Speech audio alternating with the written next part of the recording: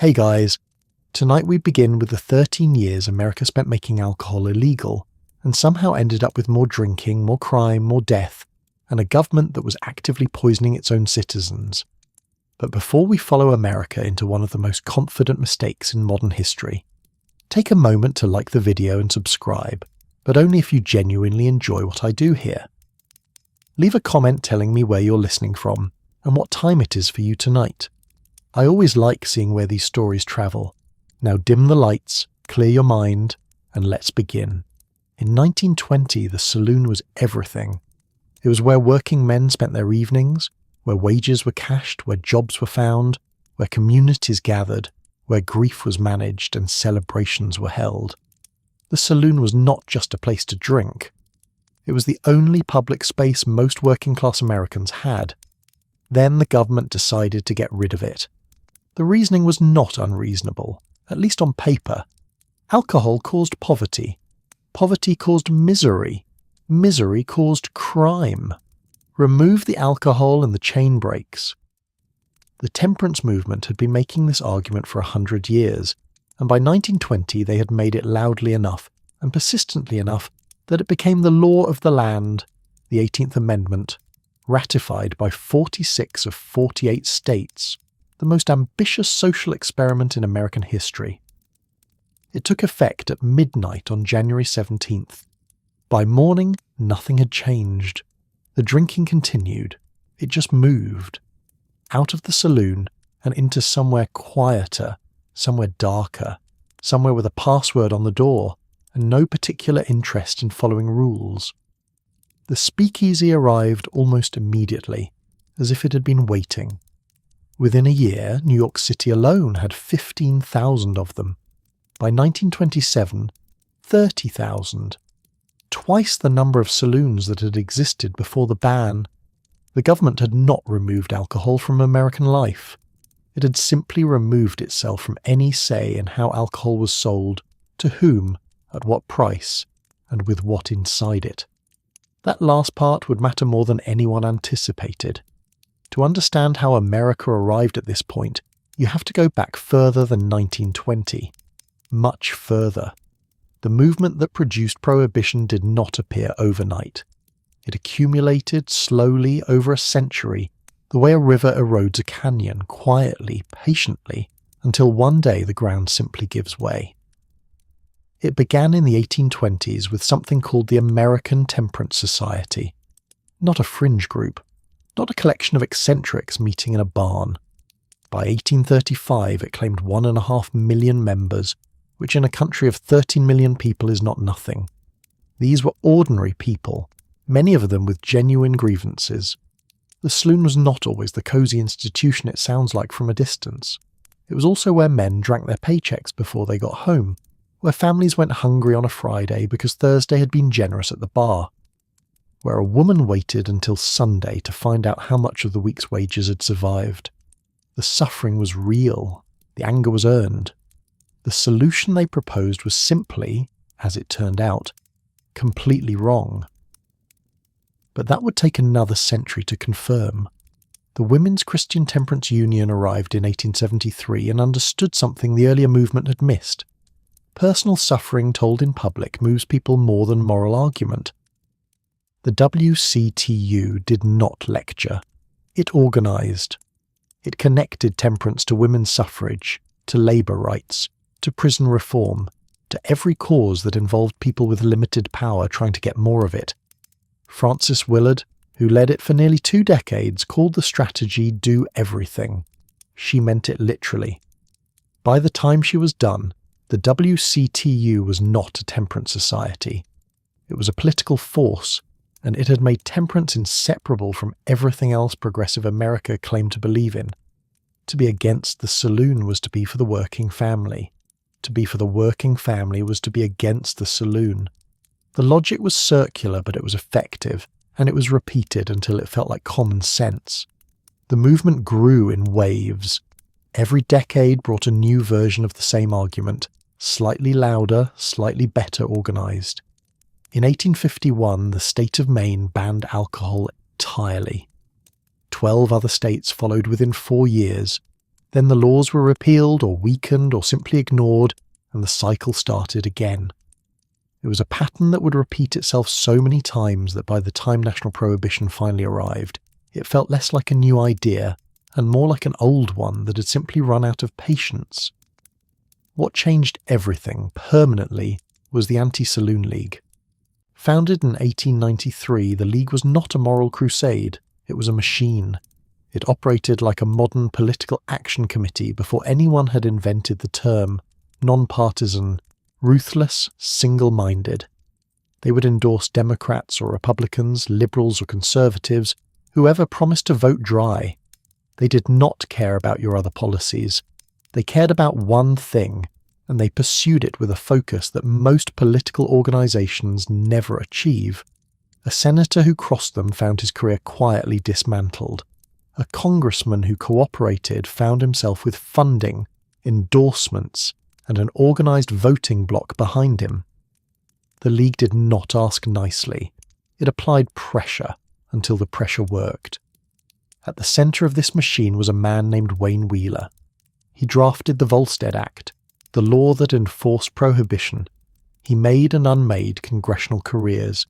He was, by most accounts, the most powerful person in Washington that most Americans had never heard of. He did not drink, did not smile much in photographs, and genuinely believed he was saving the country. He had grown up on a farm in Ohio where a farmhand, drunk, had stabbed him in the leg with a pitchfork when Wheeler was a child. He had been remembering it for decades by the time he sat down to write the law. Wheeler operated with a precision that other lobbyists studied and could not replicate. He kept files on every member of Congress, their voting records, their donors, their vulnerabilities, their ambitions. He knew which senators needed to be threatened and which needed to be flattered, and applied each treatment with equal efficiency. When a congressman he had supported voted wrong, Wheeler did not write an angry letter. He found the congressman's opponent and funded them instead. The result was a Capitol Hill that understood very clearly that crossing the Anti-Saloon League had consequences. He may have been the most effective single-issue lobbyist in American history. He was also, depending on your view, either a visionary or the man most directly responsible for everything that followed. Then the war arrived and handed the temperance movement everything it needed. When America entered the First World War in 1917, the Anti-Saloon League saw its opportunity and took it with both hands. Grain, they argued, should go to bread, not beer. Soldiers needed food, not drinking establishments. And then, with a precision that bordered on genius, they turned to the breweries themselves. The largest beer producers in America, Anheuser-Busch, Pabst, Schlitz, Blatz, were German-American companies, German names, German founders, German heritage. In a country at war with Germany, this was not a small detail, it was a weapon. To drink their beer, the argument went, was to fill German pockets. To fill German pockets was to fund the enemy. Suddenly, temperance was not just morality, it was patriotism. Congress, facing a war abroad and a very organised lobby at home, moved quickly. The 18th Amendment passed in December of 1917 and was sent to the states for ratification. It needed 36 states to approve it. It got 46. Only Connecticut and Rhode Island refused. 14 months after Congress acted, it was done. The Constitution of the United States now prohibited the manufacture, sale, and transportation of intoxicating liquors. The most consumed recreational substance in human history had just been made illegal by the country that consumed more of it than almost anyone else. The celebrations were enormous. Billy Sunday, the most famous evangelist in America, held a mock funeral for John Barleycorn, which was what people called alcohol then, the way you name something before you bury it. There was a real coffin, real pallbearers, hymns, a crowd of thousands watching a man declare that the reign of tears was over, that slums would become memories, that prisons would become factories, that hell would be forever for rent. It was a magnificent speech. Almost nothing in it came true. The law had a problem, and the problem was the law itself.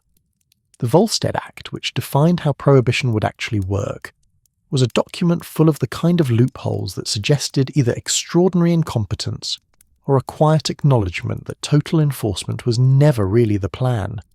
It prohibited the manufacture, sale, and transportation of alcohol. It did not prohibit possession. It did not prohibit consumption. This meant that if you already owned alcohol when the law took effect, if your cellar was already stocked, you could keep it and drink it legally for as long as it lasted. Wealthy Americans understood this immediately. In the weeks before January 17th, the finest liquor stores in New York and Chicago reported the greatest sales in their history. The rich laid in supplies that would last years. The poor did not. The law also permitted alcohol for medical purposes. A doctor could prescribe whiskey, real whiskey, bottled by licensed distilleries, to a patient who needed it. The prescription was for up to 1 pint every 10 days. The definition of medical need was interpreted generously, which is a polite way of saying it was interpreted however the patient and doctor agreed to interpret it. A pharmacy chain called Walgreens operated 20 stores in 1920. By 1933 it operated 525. The company has always attributed this growth to smart business decisions. The prescription whiskey business was a significant part of that growth. The law also permitted alcohol for religious purposes. Sacramental wine for communion was perfectly legal. The number of people who discovered a sincere religious devotion to wine-based communion rituals during Prohibition increased by approximately 800%. Rabbis and ministers found their congregations suddenly very interested in the Eucharist. New synagogues and churches appeared in unlikely places, served by clergy whose primary qualification appeared to be access to a wine cellar. These were not bugs in the law.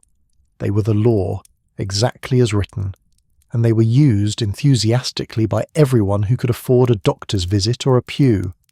The people who could not afford either went looking for other options, and they found them quickly. Bathtub gin was not, strictly speaking, made in bathtubs. The name came from the bottles, which were too tall to fill from a sink tap, and so were filled from the tub faucet instead. What went into those bottles was grain alcohol, diluted with water, flavoured with juniper oil, glycerin, and whatever else the maker thought might improve the situation. Sometimes it worked. Sometimes the result was something that tasted like furniture polish and had approximately the same effect on the nervous system. The quality varied enormously, and there was no way to know in advance which kind you had until you had already had some of it. Beer was easier.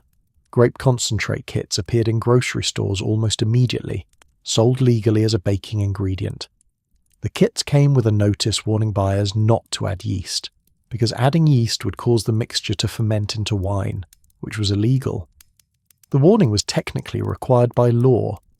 It was also read by essentially no one for the purpose it was written. Home wine production during Prohibition was enormous. Grape growing in California tripled. Ordinary people who had never brewed anything in their lives became competent, then skilled, then occasionally professional.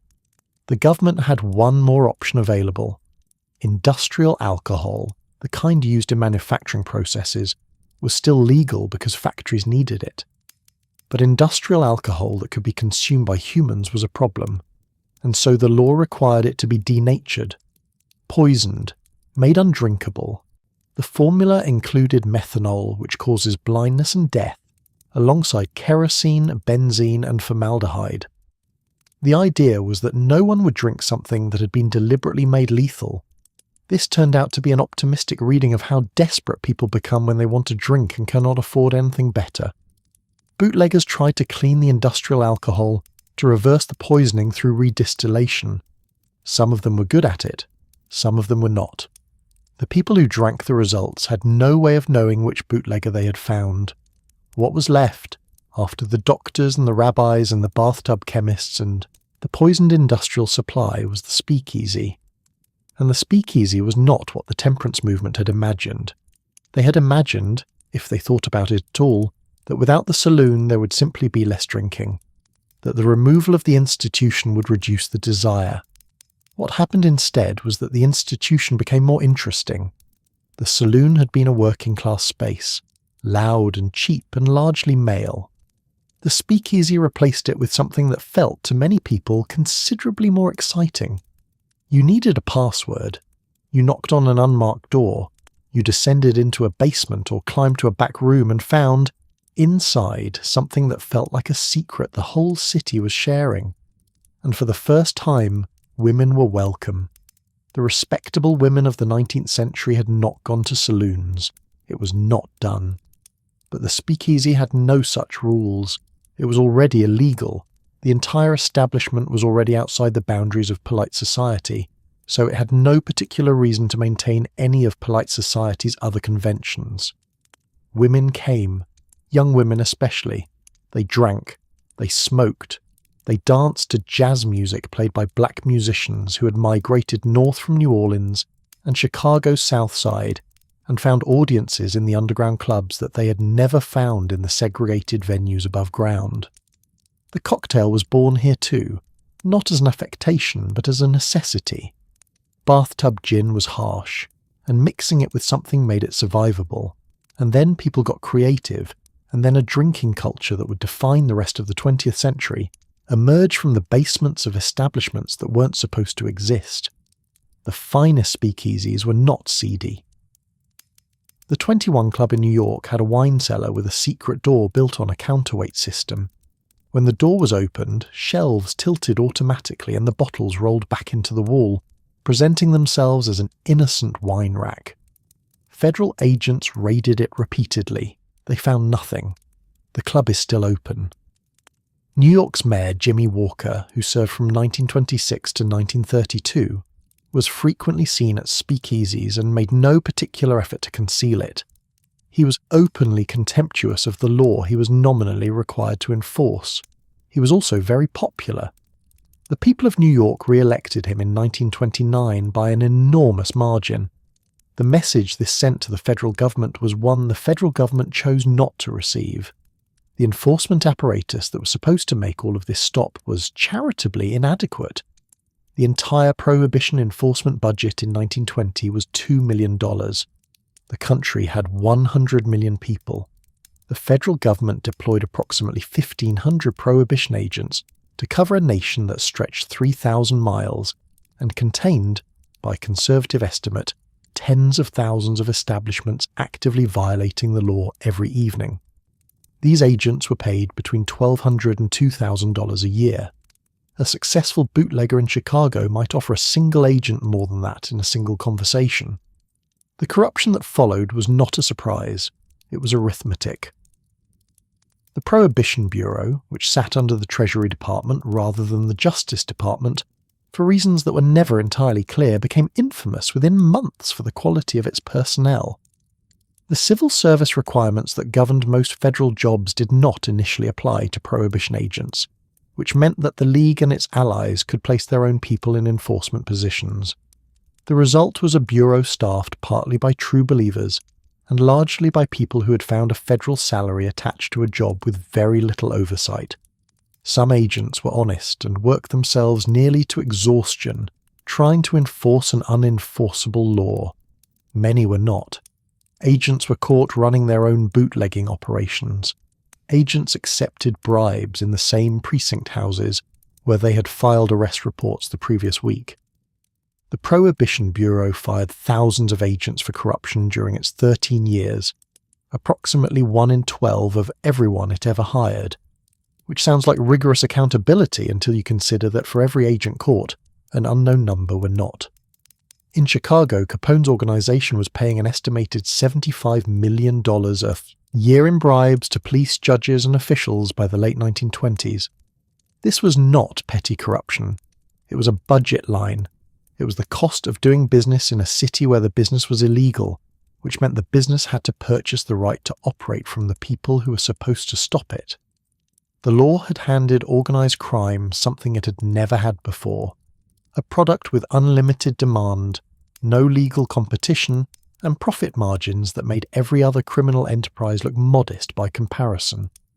Before Prohibition, criminal gangs in American cities were small, disorganized, running gambling and petty theft. The saloon had served its own alcohol legally, without needing anyone's help. The moment the saloon became illegal, Someone had to supply what it used to sell, and the people with the organizational capacity and the willingness to operate outside the law stepped forward immediately. What followed was not simply crime, it was industry. The supply chains that fed this industry were engineered with genuine ingenuity. Off the East Coast, beyond the 3-mile limit of American territorial waters, ships sat anchored and waited. They came from Canada, from the Bahamas, from Europe, loaded with legal liquor that became illegal the moment it crossed an invisible line in the ocean. This was called Rum Row, and at its peak, it was a floating black market visible from the beaches of Long Island. Speedboats ran out from shore after dark, loaded up, and came back before the Coast Guard could respond. The Coast Guard, working with vessels designed for rescue rather than interdiction, could not keep up. Congress eventually extended American territorial waters to 12 miles to push Rum Row back. Rum Row moved to 13 miles. The speedboats got faster. Canada supplied much of what arrived. Canadian distilleries operated legally, producing whiskey for export to wherever it was exported to, which was technically not their concern. The Bronfman family, Seagrams, Hiram Walker, companies that would define Canadian spirits for the rest of the century, grew enormously during the years their neighbour to the south was trying to stay sober. Windsor, Ontario, sits directly across the Detroit River from Detroit. In winter, when the river froze, people drove cars across it loaded with cases of whiskey. The river was a mile wide. A mile, it turned out, was not very far. In Chicago, a man named Johnny Torrio had seen this coming before the law even passed. Torrio was methodical where other gangsters were impulsive, businesslike where others were theatrical. He organised the city's bootlegging territories before the violence started, dividing Chicago into zones, assigning suppliers, minimising conflict because conflict drew attention, and attention was bad for business. He was not a romantic figure, he was a manager. And for a while, his system worked. Then he imported a young man from Brooklyn named Alphonse Capone, who was 20 when he arrived in Chicago, already wanted for questioning in a murder, and carrying business cards that described him as a used furniture dealer. Torrio saw in Capone what Capone saw in everything, an opportunity. He made him a partner. Then Torrio was shot 6 times outside his own home, survived, visited Capone in the hospital where he was recovering from a separate incident, and quietly retired to Italy, deciding that whatever came next he did not need to be present for. What came next was Capone. By 1925, Al Capone ran the most profitable criminal organization in American history. His annual income reached an estimated $60 million, the equivalent of roughly $1 billion today, generated from bootlegging, gambling, and the various other enterprises that grew up around an organization with that much money and that few legal obligations. He owned politicians, judges, and police captains the way other businessmen owned office furniture. He had a legitimate business card. He ran soup kitchens during the Depression, genuinely, and was thanked for it by people who were hungry and did not particularly care where the soup came from. Newspapers wrote about him with something that was not quite admiration, but was not quite condemnation either. He gave good quotes. He was available for comment. He understood that celebrity was its own kind of protection, and he cultivated it with the same attention he gave to everything else. He was also capable of extreme violence and did not particularly distinguish between the two modes of operation. When a rival needed to be removed, he was removed. When an example needed to be made, it was made. The city of Chicago understood what Al Capone was. The city of Chicago continued to buy his alcohol. The drinking, through all of this, continued. It continued in the speakeasies that had replaced the saloons. It continued in the private clubs and hotel rooms of the wealthy, who had laid in their legal supplies or had access to imported liquor through channels that rarely asked questions. It continued in the homes of ordinary families who had learned to brew their own beer, or ferment their own wine, or order their bathtub gin from a man they trusted more or less, to have gotten the formula roughly right. What the law had accomplished at the end of its first decade was not a reduction in drinking. It was a redistribution of who controlled the drinking and who paid the price when something went wrong. The price, as it turned out, was not distributed evenly. The wealthy drank their legal stockpiles and their imported scotch and their prescription whiskey, and they were fine. The poor drank what was available, which was not always safe, and sometimes they were not fine at all. The full weight of what that meant, what the government had actually decided to do about it, was still being put into practice in the laboratories of the Treasury Department, where chemists were refining a formula that would, in the years ahead, quietly kill tens of thousands of Americans who had committed no crime beyond wanting a drink. That part of the story had barely begun. The problem, from the government's perspective, was not that people were dying. The problem was that people were drinking industrial alcohol and surviving long enough to ask for more of it. Industrial alcohol had existed for decades before Prohibition.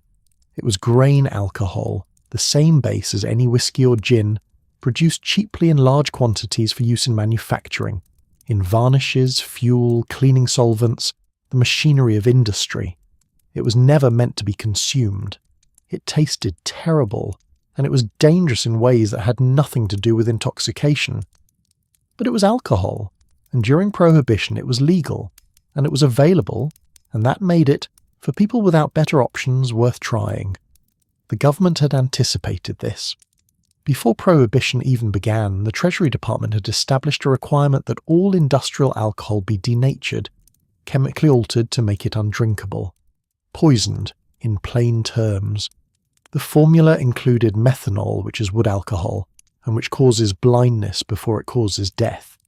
It included kerosene, benzene, cadmium, iodine, zinc, formaldehyde, chloroform, and carbolic acid.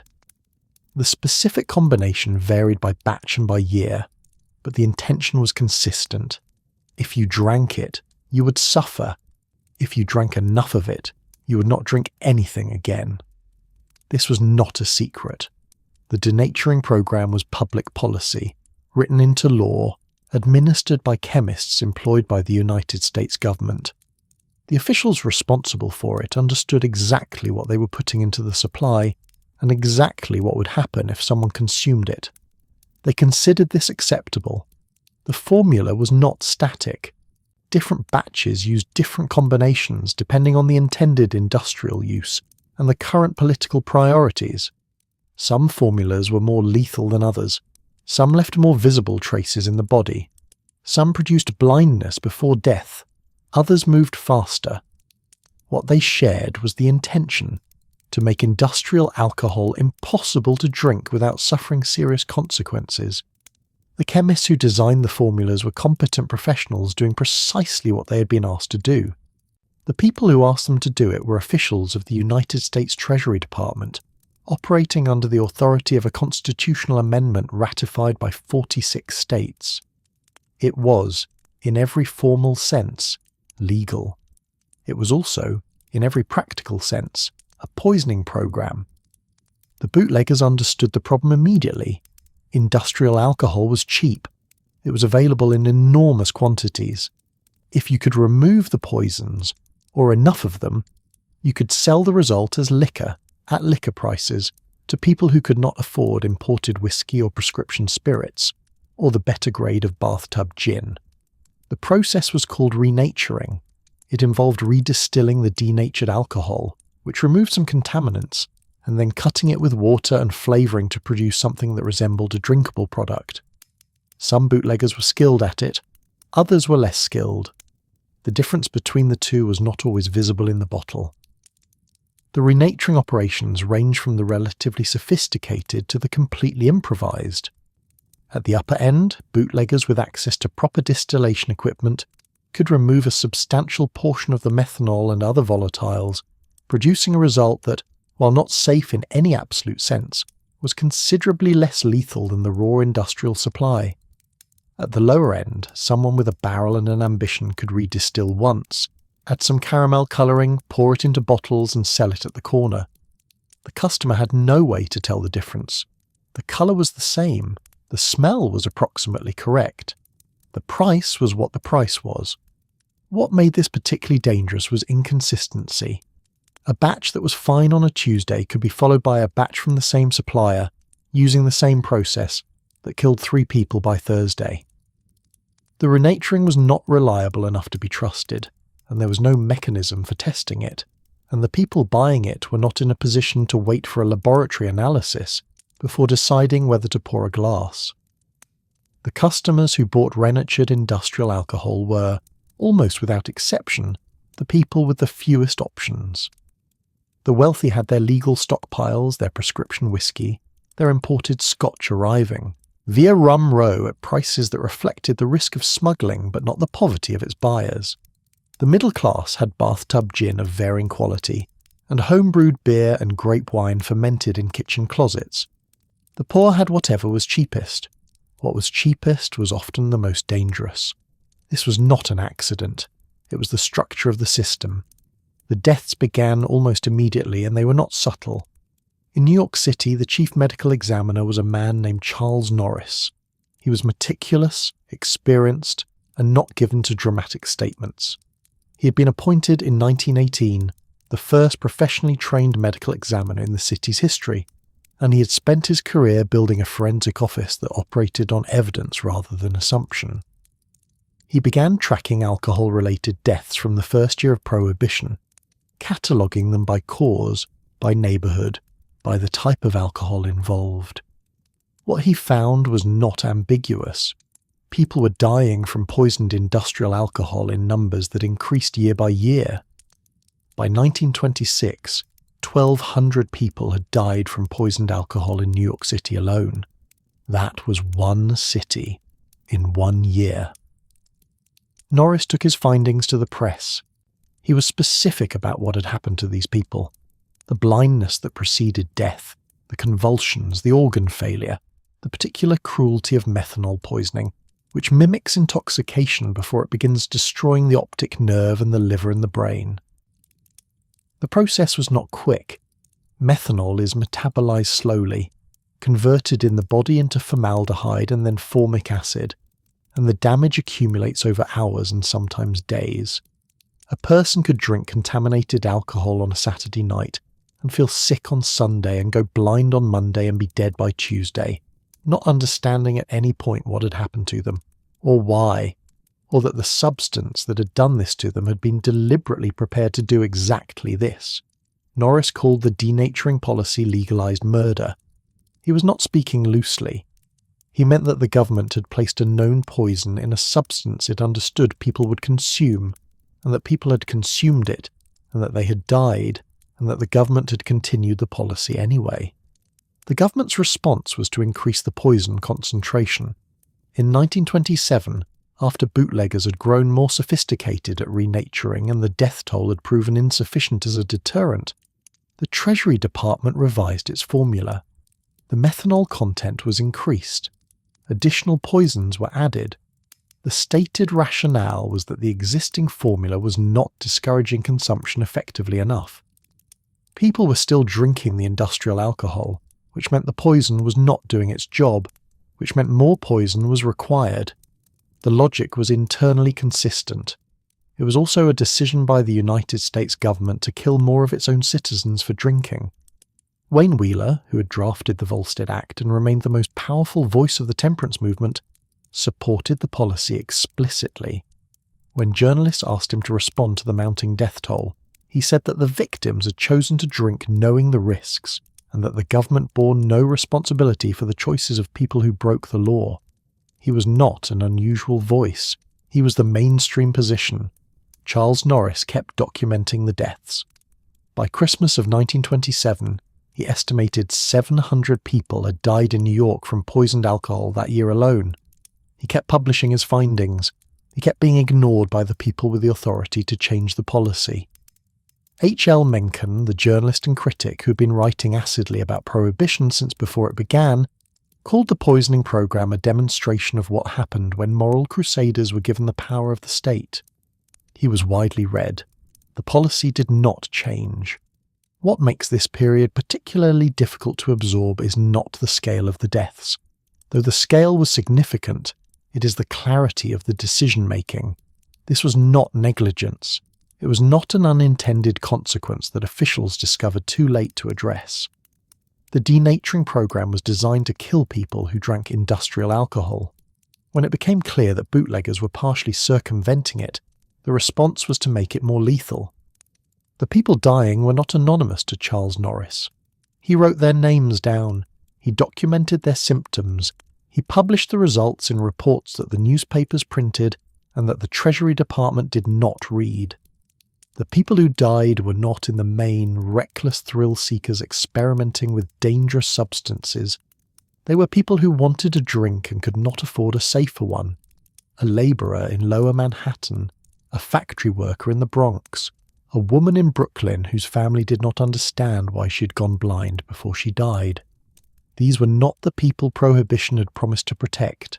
They were the people Prohibition had promised to save from the consequences of alcohol.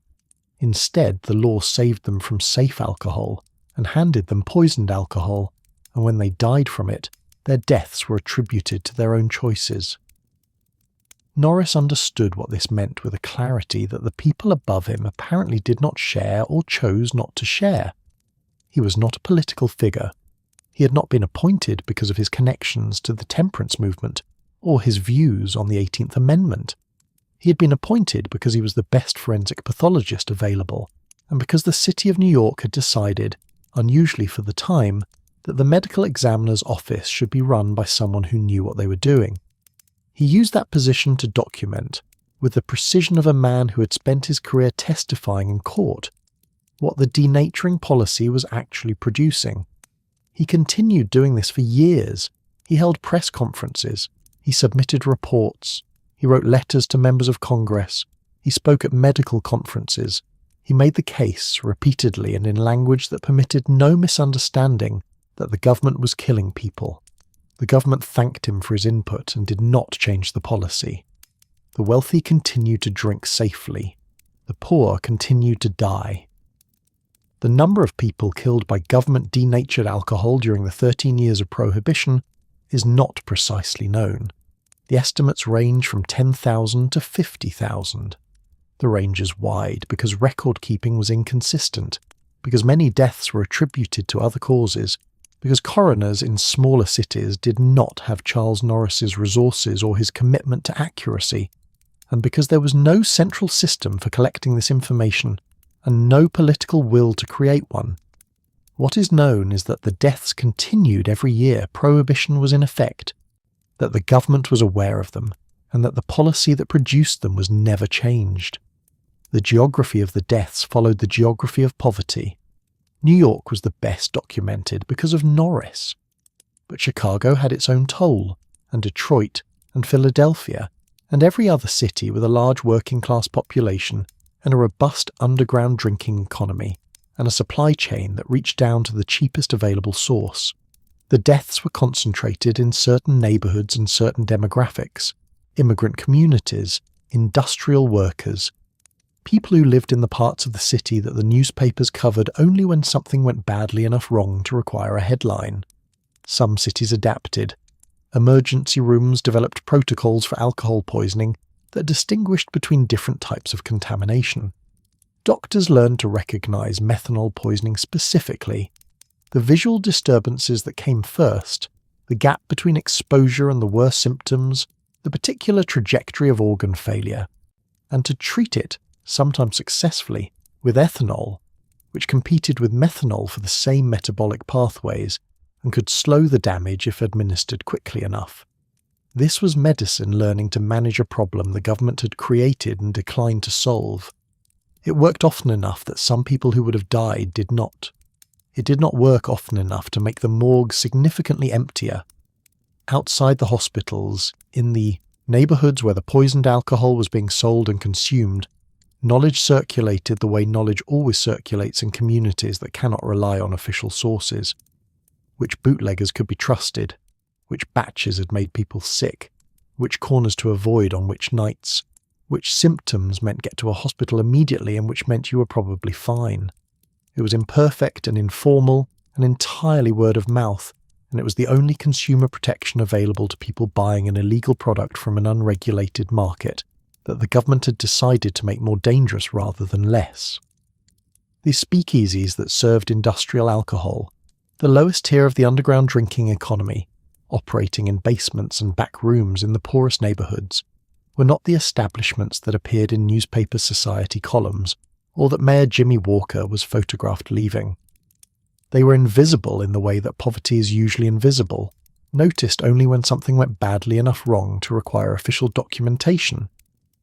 When something did go badly wrong, the documentation was handled by Charles Norris and his staff, who continued to record the names and causes and circumstances with the same methodical attention they brought to everything. The reports accumulated, the death toll accumulated, the policy accumulated interest in the way that unaddressed problems do, quietly, until the weight of it becomes difficult to ignore. By the end of the 1920s, the people who had designed and implemented prohibition had a problem that was distinct from the problem of enforcement. Enforcement had always been difficult, but the poisoning program was different. It was not a failure of the law to achieve its goals. It was the law achieving a goal that no one had publicly announced, the removal of cheap alcohol by making cheap alcohol lethal, and the consequences of that goal were showing up in morgues in every major American city, documented by a medical examiner who would not stop writing them down.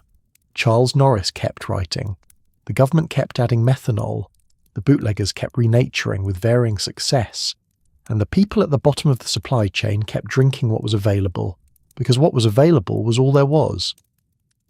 There is a version of the Prohibition story that focuses on the speakeasies and the jazz and the flappers and the cocktail culture and the general atmosphere of forbidden glamour that the era produced. That version is true. It happened.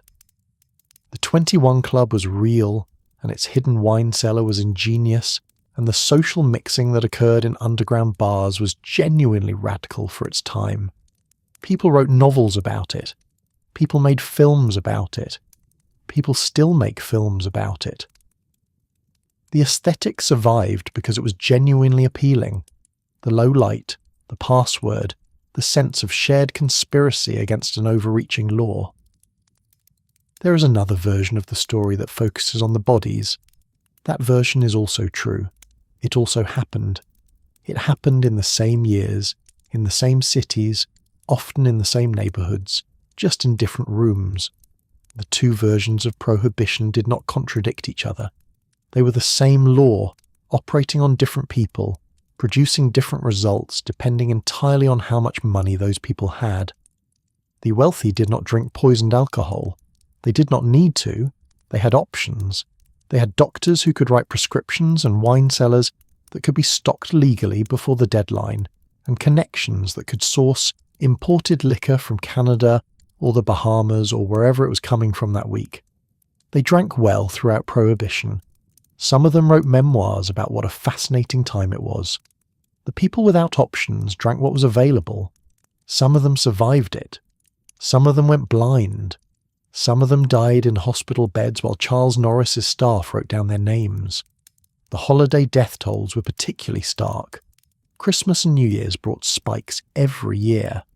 More drinking, more demand for cheap alcohol, more exposure to the contaminated supply, more calls to emergency rooms from families who did not understand what had happened to someone who had seemed fine a few hours ago.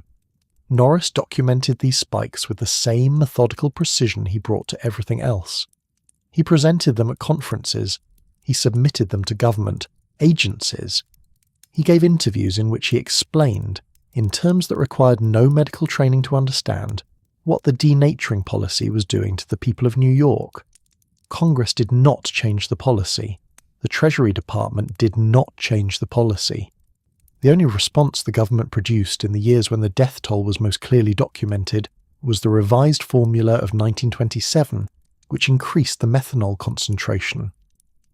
The law did not stop the drinking. It decided who died from it.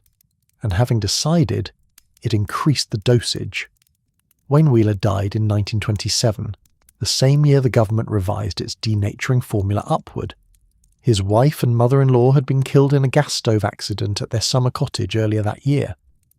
He had gone to be with them as they died and had returned to Washington to continue his work, and had suffered kidney failure within weeks, apparently broken by what had happened. He died in September. He was 57. The newspapers that covered his death noted his extraordinary influence on American politics, the constitutional amendment that bore his imprint, the enforcement law he had drafted, the congressional careers he had made and ended. They noted that he had been called the most powerful man in Washington that nobody knew.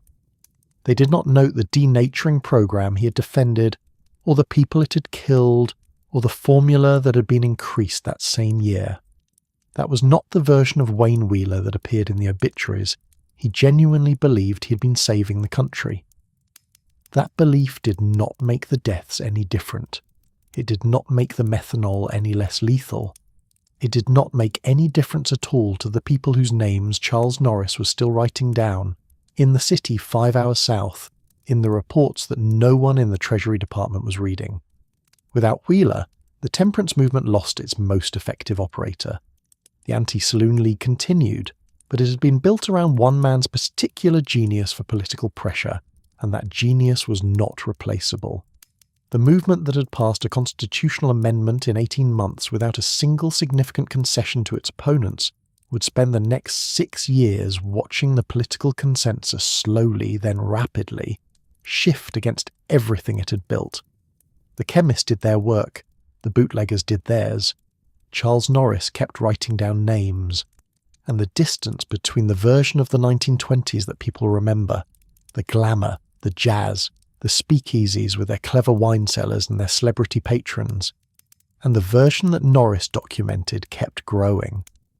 It grew quietly, the way uncomfortable things grow when nobody in a position of authority finds it convenient to address them.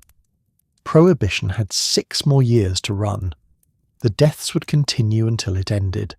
Some of them would continue a little after that, as the contaminated supply already in circulation moved through the system and found its final buyers, and the people responsible would never be held accountable for any of it, because the law had said the drinkers were responsible for themselves, and the law was the law, and the law had been passed by 46 states and signed into the Constitution, and that made it, whatever else it was, legitimate. Charles Norris kept writing. The reports kept accumulating. The silence from Washington kept arriving punctually, in response to every one of them. Not everyone responding to Prohibition was a government chemist or a grieving family. Some of them were considerably more interesting. The 13 years of the ban produced, alongside its tragedies, a particular kind of person, someone who looked at a constitutional amendment and saw, not a moral directive, but a business opportunity, a puzzle, a stage, or a bureaucratic challenge to be circumvented with maximum creativity and minimum concern for the rules as written. These people existed at every level of the system. Some enforced the law with genuine ingenuity. Some broke it with genuine ingenuity. Some managed to do both simultaneously, which under the circumstances was arguably the most impressive achievement of all. The most successful Prohibition agents in American history were a 5'5" former opera singer named Isidore Einstein and his friend Mo Smith, who was built like a wardrobe and had a face that made people immediately want to tell him the truth. Together, in 5 years of service, they arrested 4,392 people for Prohibition violations. They were beloved by the press, loathed by their supervisors, and fired in 1925 for, officially, conduct unbecoming a federal officer. What they had actually done was make the Prohibition Bureau look ridiculous, which it found considerably more objectionable than the corruption that was happening everywhere else. Izzy Einstein was the idea man, Mo Smith was the execution. The combination worked because neither of them looked remotely like what a federal agent was supposed to look like, which in the 1920s meant a lean man in a suit who made people nervous. Izzy was round, cheerful, and had a gift for accents. Mo was enormous and had a gift for standing there. Between these two qualities, they could go anywhere, be anyone, and find a drink in any city in the country within 30 minutes of arriving, which was in fact one of Izzy's personal challenges. He timed himself. He kept records. He was that kind of man. The disguises were the thing that made Izzy Einstein a legend in his own time, and a footnote in the history of an era that deserved a much larger footnote than it got. He posed as a gravedigger and visited establishments near cemeteries, reasoning that the recently bereaved needed a drink as much as anyone. He posed as a pickle vendor, arriving at speakeasies with a cart. He posed as a fisherman arriving fresh from the docks, still carrying the smell of the work. He posed as a football player in full uniform, grass-stained and apparently celebrating. He posed as a Polish immigrant who spoke no English, a Hungarian violinist, a rabbi, and on one occasion a German officer, which required a uniform he had somehow obtained and a commitment to the character that his supervisors found deeply unsettling when they heard about it afterward. He travelled. He went to Texas dressed as a cowboy and got a drink in 11 minutes. He went to New Orleans during Mardi Gras and set a personal record of 35 arrests in a single day, which is a pace that suggests he was not spending long at each establishment. He went to Atlanta, where he had been told it would be impossible to find alcohol because the South took its prohibition seriously, and found a drink in 17 minutes. He went to Chicago, Detroit, Pittsburgh, and cities that had told federal officials they were dry and that Izzy visited and found, reliably, to be nothing of the sort. The method was always the same: arrive, order a drink, produce his badge, make the arrest. The establishment could do very little about this, because the evidence was Izzy himself, a federal agent who had just been served alcohol on the premises, and that evidence was difficult to dispute. Some bar owners tried. They claimed Izzy had brought his own flask. They claimed the drink was ginger ale. They claimed it was a private party and Izzy had not been invited. None of these defences worked particularly well in court, because Izzy's paperwork was meticulous and his testimony was unimpeachable, and he had Mo Smith standing behind him, which tended to discourage contradiction. The arrests were genuine, the evidence was properly handled, the paperwork was meticulous. Izzy Einstein was not performing incompetence, he was performing brilliance, and the difference between the two was something his bureau never quite managed to appreciate. Mo Smith's contribution was harder to describe but no less essential. Mo did not disguise himself so much as present himself with total confidence in whatever context Izzy had arranged, and then waited. He was not an actor. He was a presence. The combination of Izzy's theatre and Mo's solidity produced something that worked in speakeasies across the country, with a consistency that no other agents in the bureau came close to matching. The press adored them. Stories about Izzy and Mo appeared in newspapers from New York to San Francisco. People wanted to know what disguise Izzy would use next, which city he was headed to, how quickly he would find a drink. He was famous enough that some establishments kept photographs of him behind the bar as a warning system, which he responded to by showing up in a disguise elaborate enough that the photograph was useless. One bar that had posted his picture was raided by Izzy wearing a fur coat and a hat that suggested a particularly prosperous furrier. The bartender served him. In 1925, the Prohibition Bureau fired them both. The official reason was conduct unbecoming a federal officer. The actual reason, which the Bureau did not publish but which was widely understood at the time, was that Izzy and Mo had become more famous than the Bureau itself. Newspapers ran their exploits on the front page. Radio programs discussed their cases. They had fan mail. A federal law enforcement agency does not enjoy having agents with fan mail, because agents with fan mail are not under control in the way that agents without fan mail are, and control was something the Prohibition Bureau valued considerably more than the 4,392 arrests that had made these two men the most effective enforcement officers in the history of the law they were enforcing. They left as they had operated without drama. Izzy reportedly told a reporter that the real cause of dismissal was that they had arrested too many people and made too many enemies. Then he sold his story to the newspapers because he was that kind of man.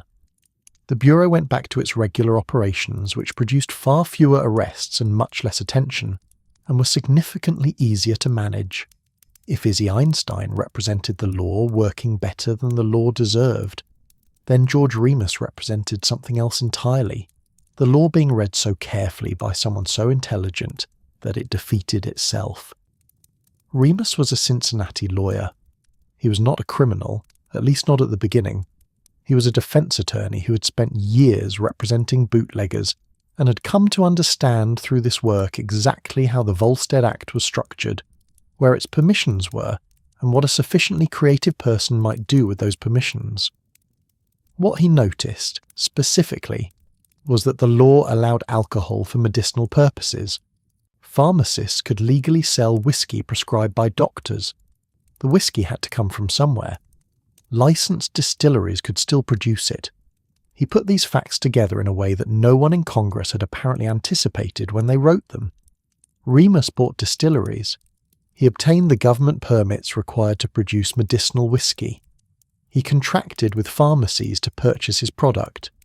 Then, at the point where his trucks were driving from his distilleries to the pharmacies, he had other men stop the trucks and steal the whiskey, which was then sold on the black market through his bootlegging operation. He had cut out every middleman by becoming every middleman simultaneously. He was the producer, the permit holder, the thief, and the seller, all within a system he understood better than the people who had designed it.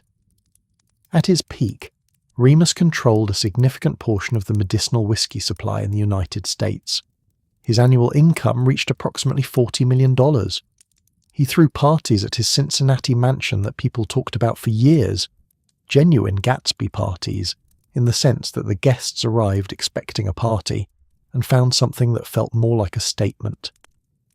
Guests received gifts of diamond jewellery. $100 bills were distributed as party favours.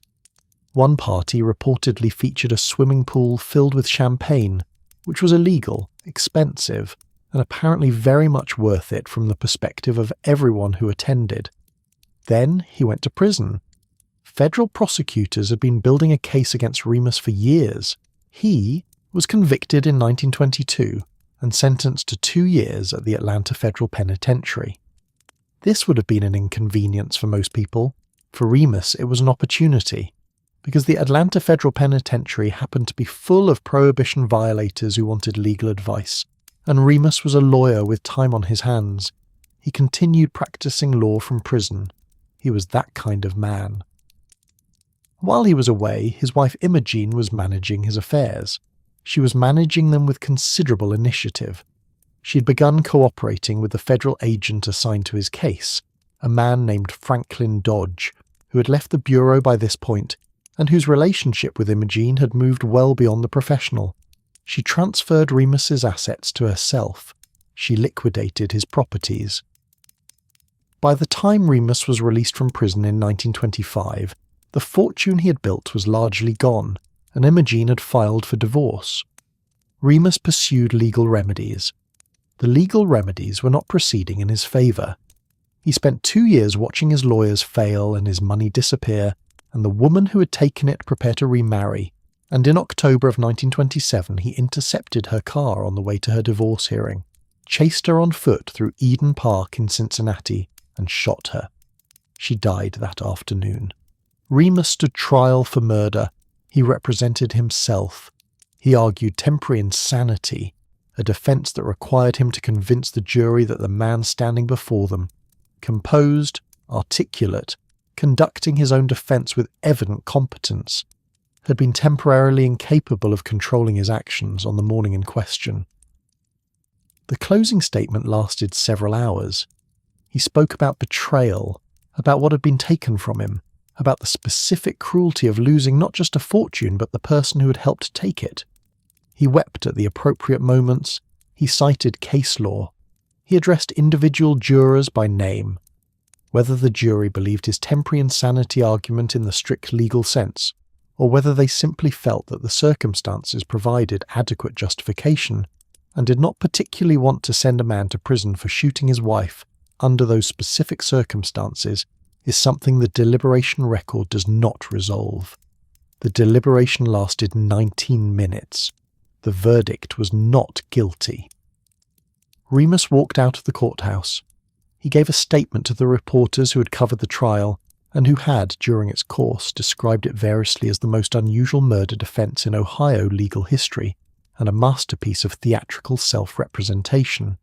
He thanked the jury. He expressed gratitude for the American legal system. He was, to the last, entirely himself. He lived until 1952. He's widely believed to be the primary inspiration for Jay Gatsby. The parties, the self-made fortune, the Cincinnati mansion, the shirts distributed as party favors.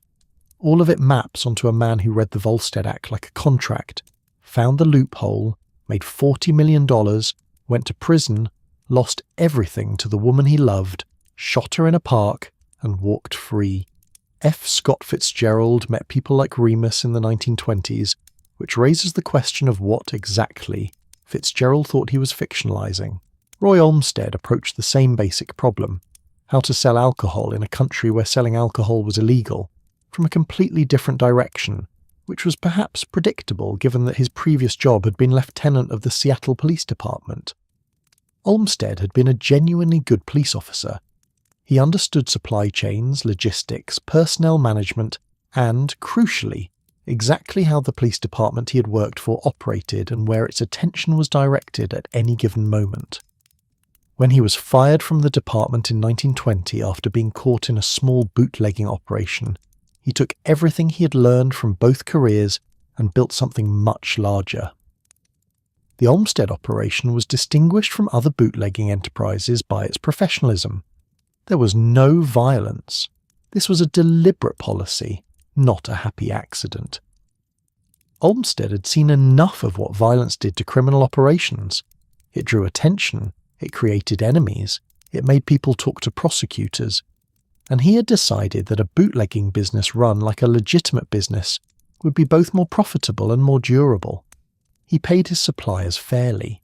He paid his employees reliably. He sold a quality product at a reasonable price. He bribed the police, but he bribed them at rates that felt fair given what he was asking them to overlook, which is a level of vendor relationship management that most legitimate businesses never achieve.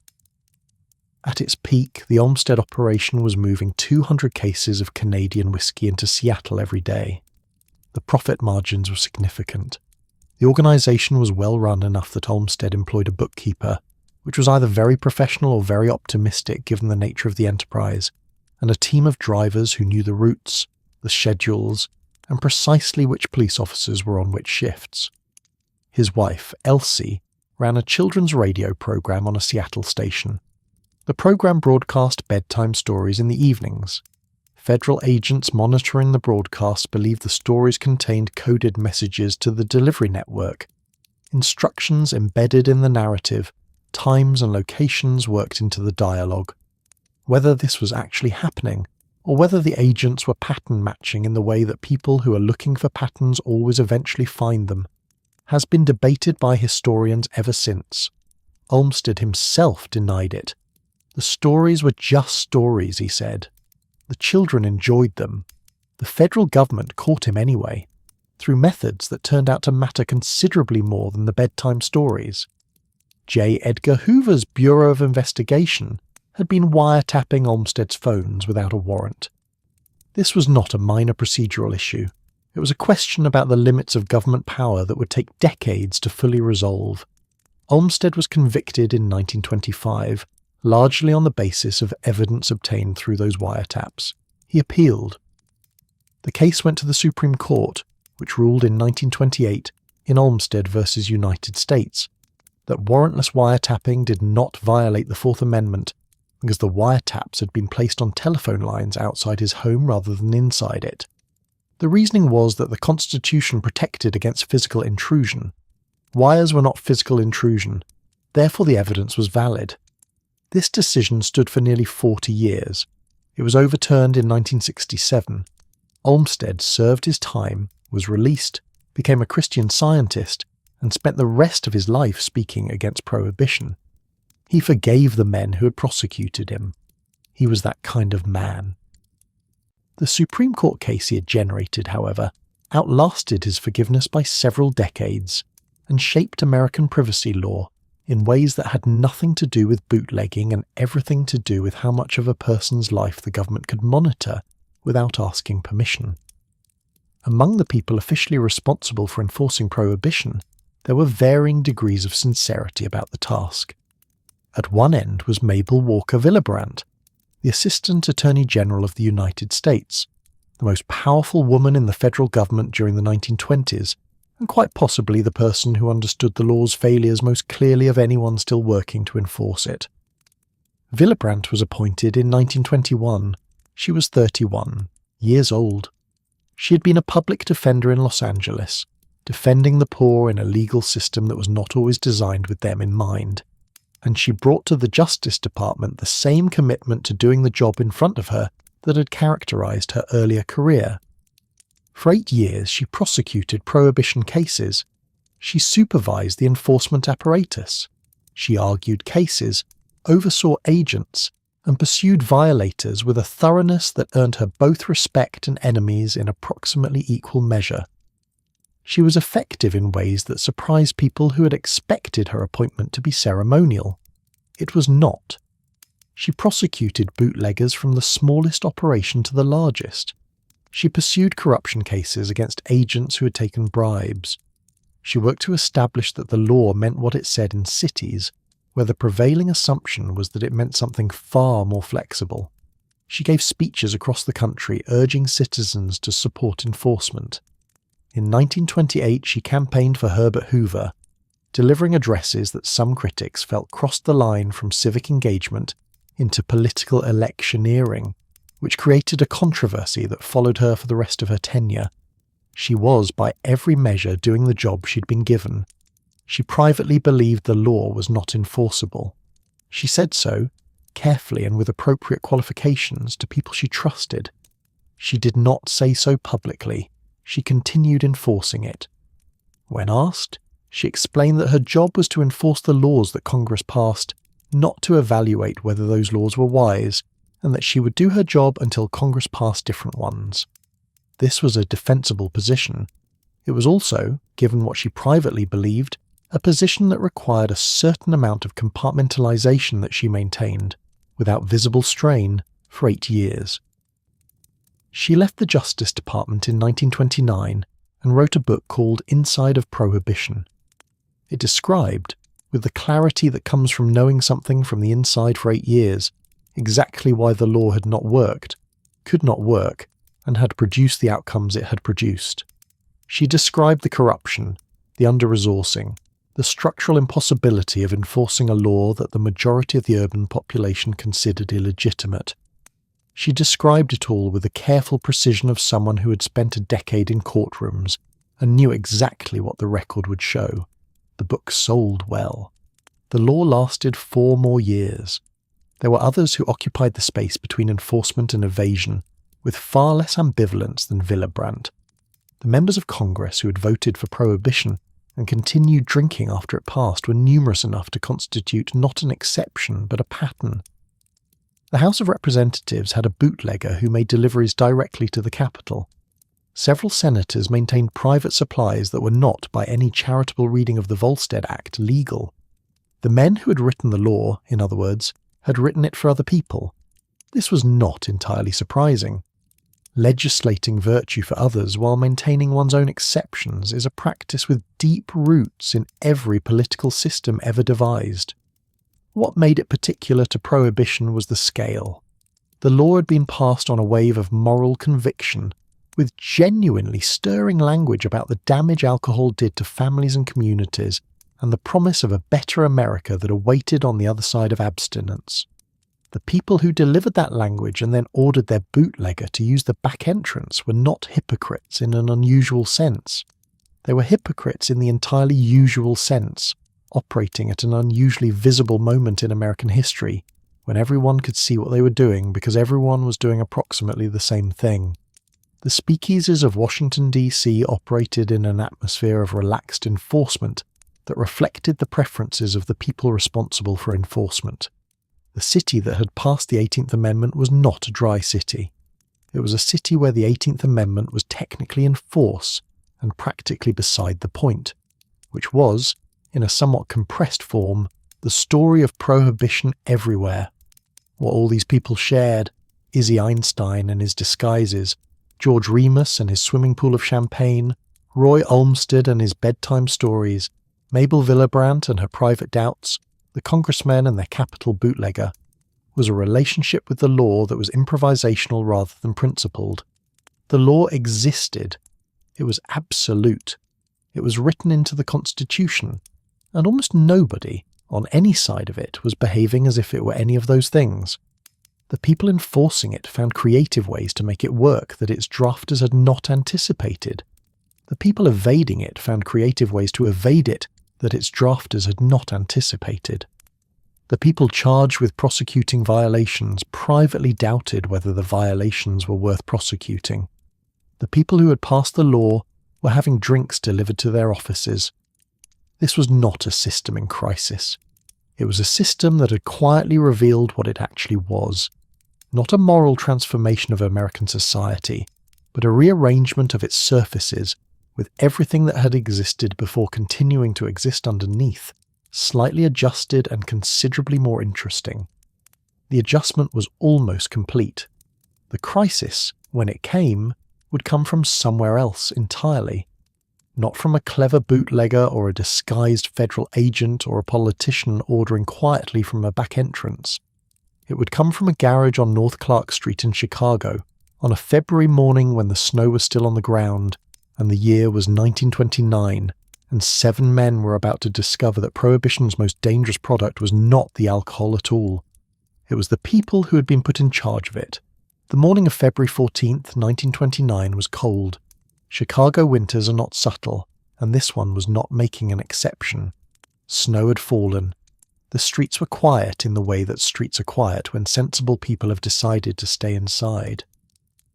On North Clark Street, in a garage that served as a headquarters for the bootlegging operation run by George Moran, known as Bugs, 7 men were waiting.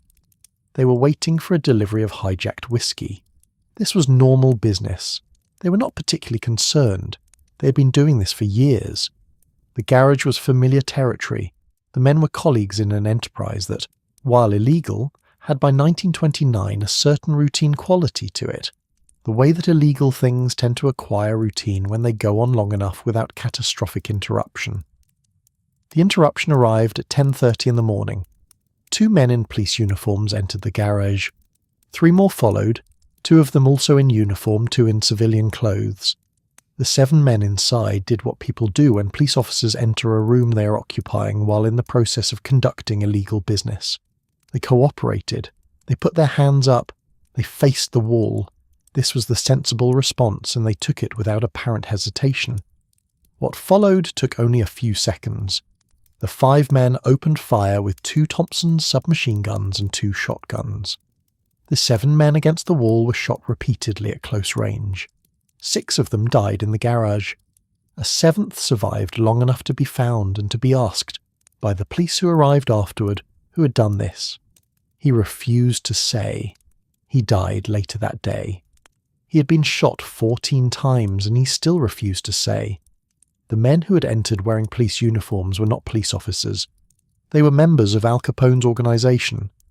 The target had been Bugs Moran, who ran the Northside Gang and who was, from Capone's perspective, an ongoing inconvenience. Moran had been expected at the garage that morning.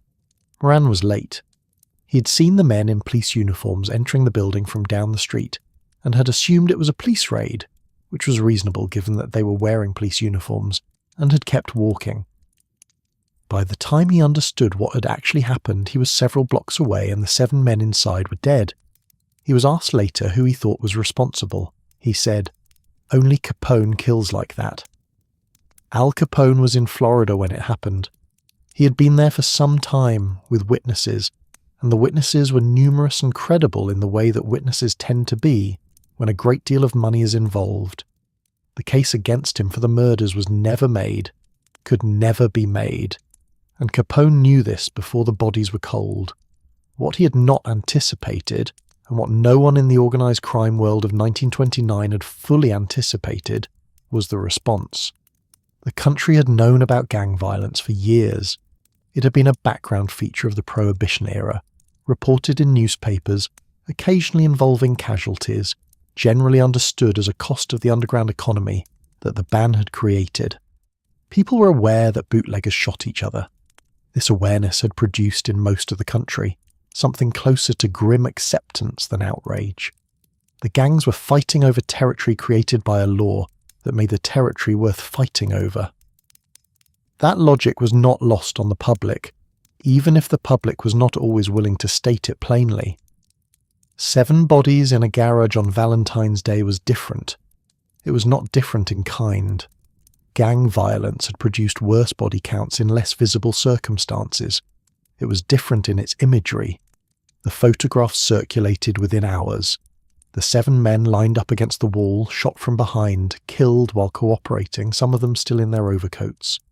The pictures appeared in newspapers across the country, and they did what pictures do in a way that words often cannot. The country that had been quietly tolerating the gangster era looked at North Clark Street and decided it had been tolerating it for long enough. The response in Chicago itself was instructive. The city had lived alongside Capone's organization for years. It had re-elected officials who were on his payroll.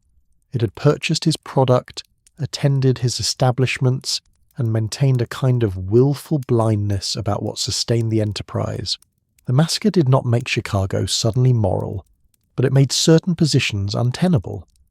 The mayor, who had already been under pressure, faced demands for action that were now difficult to deflect. The newspapers that had covered Capone with something approaching celebrity coverage shifted their tone. The public that had found the gangster era colourful found it, in the weeks after February 14th, somewhat less colourful than it had seemed before the photographs. Capone, in Florida, gave interviews. He denied involvement. He expressed condolences. He was, as always, available for comment, because he understood that the press was a resource, and that controlling his own narrative was part of controlling his own safety.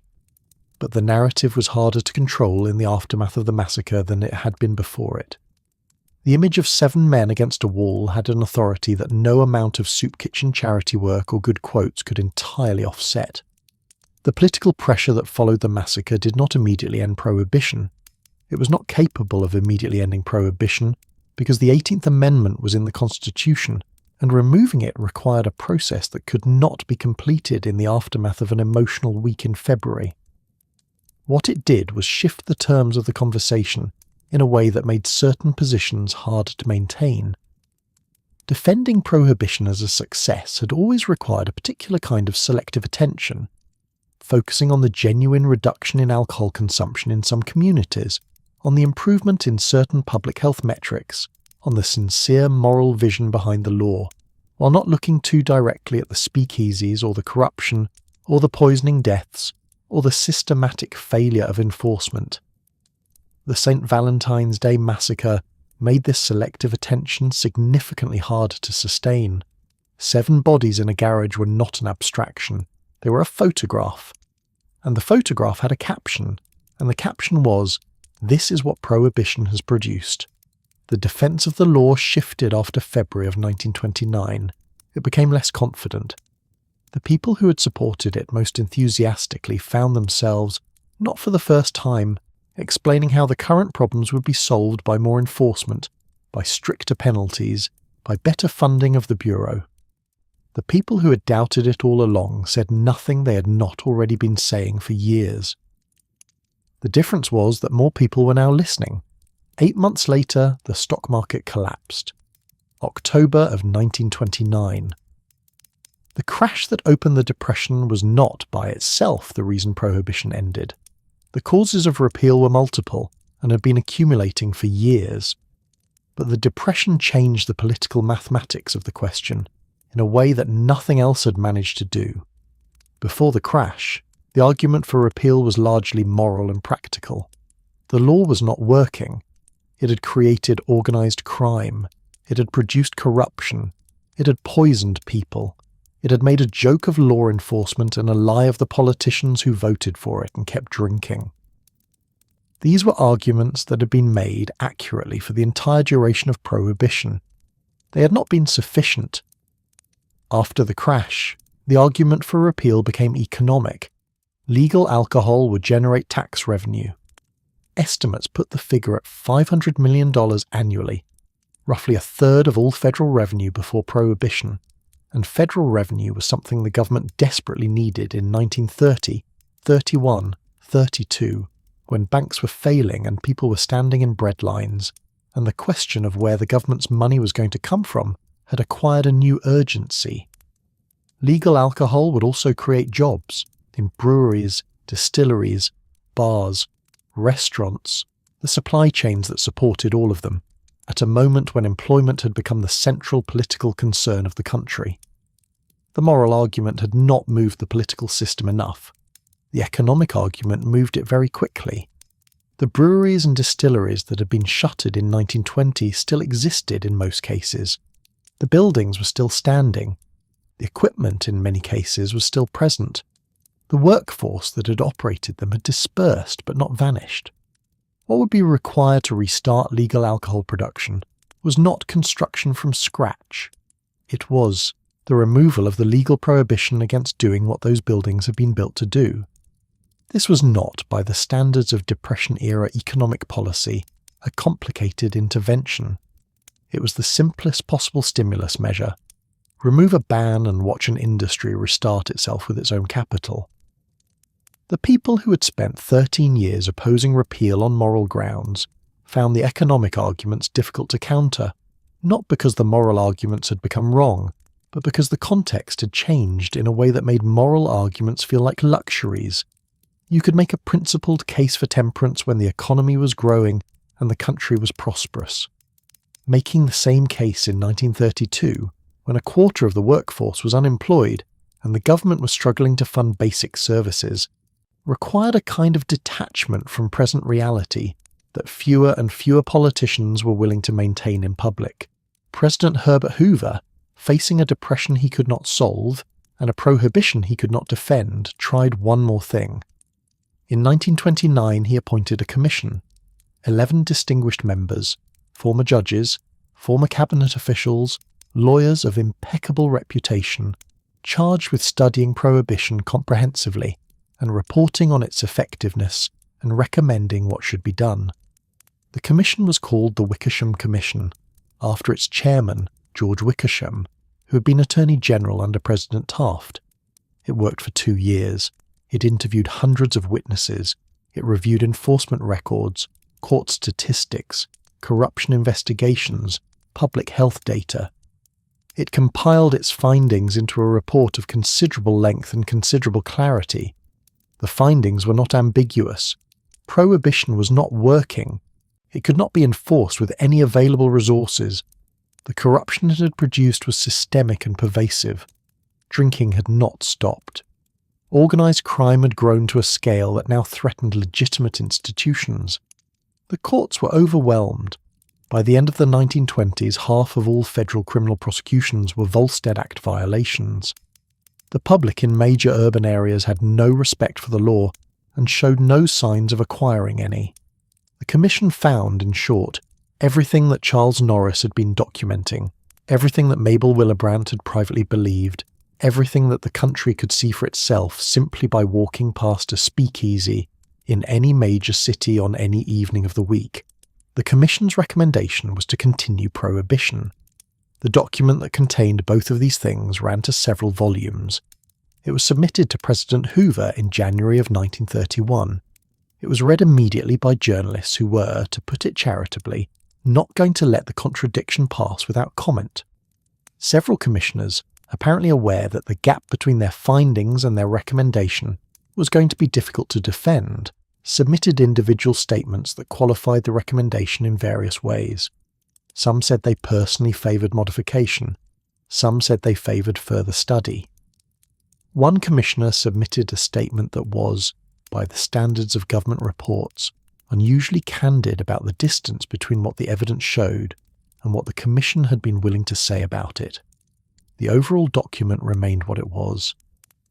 11 distinguished men had found that the law did not work and recommended continuing it, because recommending otherwise would have required saying something that the president who appointed them did not want said, and distinguished men with careers and reputations to protect are not, as a general rule, in the business of saying things that the people above them do not want said. The newspapers noticed the contradiction before the ink was dry. The Commission had spent 2 years finding that the law did not work and had recommended keeping the law that did not work. The gap between these two positions, the findings and the recommendation, was not subtle. It was not a matter of interpretation or nuance. The Commission had reached one conclusion and announced another, and the reason was not difficult to identify.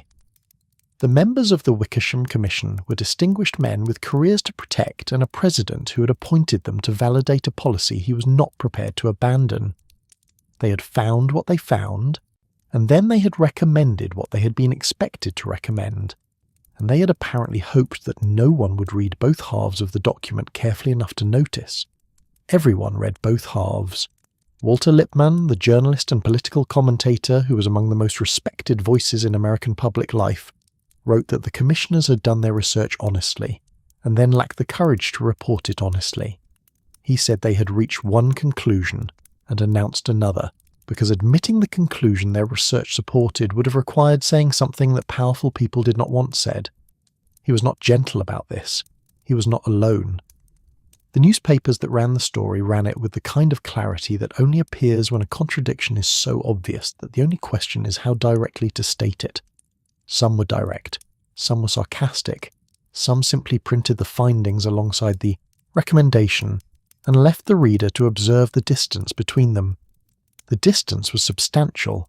It was, depending on your inclination, either the most honest thing the Commission had produced or the most dishonest. It was both, which was perhaps the most prohibition thing about the entire exercise. Hoover did not change his position. He could not change his position without admitting that the policy he had been defending was indefensible, which was true, but which was not something a sitting president in the middle of a depression was well positioned to do. He continued to support prohibition. He continued to insist that enforcement was improving. He continued to suggest that the problems were temporary and addressable with sufficient will and sufficient funding. The country continued to drink. The breadlines grew. The banks continued to fail. Unemployment climbed toward 25%, a number that made the political mathematics of $500 million in alcohol tax revenue look very different than it had looked in the relative prosperity of 1925. The argument that had seemed merely practical before the Depression seemed urgent after it. Money that was currently funding organised crime and corruption, and the apparatus of enforcement could be flowing into the Treasury. Jobs that were currently sustaining an illegal industry could be sustaining a legal one. The argument had not changed. The circumstances had. There was also the question of what 13 years of prohibition had actually produced, assessed without sentimentality. The homicide rate had increased approximately 78% between 1920 and 1933. The federal prison population had doubled. Half of all federal criminal prosecutions by the end of the 1920s were Volstead Act violations, which meant that the federal court system was devoting half its capacity to processing a crime that half the country did not consider a crime. The corruption that had been present from the first weeks of enforcement had not improved with time. It had institutionalized. The Prohibition Bureau had hired and fired thousands of agents over 13 years. It had processed an enormous number of arrests. It had seized millions of gallons of illegal alcohol. None of this had reduced the supply of illegal alcohol in any measurable way. What it had done was demonstrate at considerable public expense that a law enforcement apparatus of any practical size could not intercept more than a fraction of the product, moving through an underground economy the size of the one prohibition had created. The bootlegging industry had adapted to enforcement the way water adapts to obstacles. It moved around them, found new routes, developed new suppliers, and continued. The enforcement budget increased. The drinking continued. The correlation between the two was not what the law's architects had predicted. The organised crime structures that Prohibition had created were now large enough and embedded deeply enough in American cities that the prospect of simply dismantling them by ending the ban was, even to optimists, not particularly realistic. Capone's organisation in Chicago, the Purple Gang in Detroit, the various enterprises operating in New York and Philadelphia and New Orleans. These had developed over a decade into something more than bootlegging operations. They had relationships, infrastructure, political connections, and diversified revenue streams. They were not going to disappear when the beer became legal again. They were going to pivot. Nobody wanted to say this too plainly, because saying it plainly meant acknowledging that one of the things Prohibition had accomplished was the creation of a permanent organised crime infrastructure that would outlast the law that had created it. This was not a talking point that anyone on either side of the debate found useful, so it was not in the main discussed. But it was understood, at least by people who had been watching closely, which by 1932 included most of the country. The election of 1932 was not primarily about Prohibition. It was primarily about the Depression, and about Herbert Hoover's inability to address it, and about Franklin Roosevelt's promise of a New Deal that would put people back to work and restore some function to an economy that had been in freefall for 3 years. But Prohibition was on the ballot, explicitly, in a way it had never been before. Roosevelt's platform included repeal, not modification, not stricter enforcement, repeal. The Democratic Party had spent years trying to find middle ground on the question, unable to bridge the gap between its urban wet voters and its rural dry ones, and had finally decided under the pressure of the Depression and the evidence of 13 years of failure that the middle ground was not worth looking for anymore. Roosevelt won in a landslide. He carried 42 states. The electoral margin was not ambiguous. The popular vote was not ambiguous. The country that had ratified the 18th Amendment by 46 states in 1919 had, 13 years later, elected a president whose central domestic promise included removing it. The transition between Hoover and Roosevelt was scheduled for March of 1933, the longest lame duck period in American presidential history, and Hoover spent those months doing what he had done throughout his presidency, insisting that conditions were improving and that the existing policies were working, which they were not, and defending Prohibition, which was ending. He left office having failed to address the Depression and having held the line on a constitutional amendment that was going to be repealed within the year regardless. It was a comprehensive final act. Roosevelt arrived in Washington on a wave of public goodwill that had not been seen in years. The country was desperate, genuinely desperate, in a way that created political space for things that would have been unthinkable in better times. Within weeks of taking office, he signed legislation legalizing beer and wine with an alcohol content up to 3.2%. The Volstead Act defined intoxicating liquor as anything over 0.5%. 3.2% was, by that standard, illegal. Roosevelt and the Democratic Congress had decided to read the definition as a question of degree rather than a bright line, and to assert that 3.2% beer was not intoxicating in any meaningful sense. Legal scholars disagreed. The country did not particularly care what legal scholars thought. It wanted beer. April 7th, 1933. The day 3.2 beer became legal. In cities across the country, breweries that had been sitting idle for 13 years began producing. Trucks made deliveries. Bars opened their doors in the morning and served legal drinks for the first time since 1920. People gathered. Some of them wept. Most of them simply drank, which was all they had wanted to do all along. The full repeal was still months away. The 21st Amendment, which would remove the 18th from the Constitution entirely, was working its way through the ratification process. But the direction was no longer in question. The experiment was over. The only remaining question was the paperwork, and in the offices and warehouses and counting rooms of the organisations that had spent 13 years supplying what the law had banned, accountants were already making different calculations. The beer was going to be legal. The whiskey was going to be legal. The industry that had made them indispensable was going to become legitimate again, which meant they were going to need something else to be indispensable for. They had not spent 13 years building organisational capacity without learning how to use it. The question was not whether they would find new products. The question was which ones. While the politicians were arguing about the Constitution, and the economists were calculating tax revenue, and the newspapers were running their daily tallies of everything Prohibition had failed to accomplish. A small team of revenue agents at the Internal Revenue Service was doing something considerably more dangerous to Al Capone than anything the Prohibition Bureau had managed in a decade. They were reading his mail, not literally.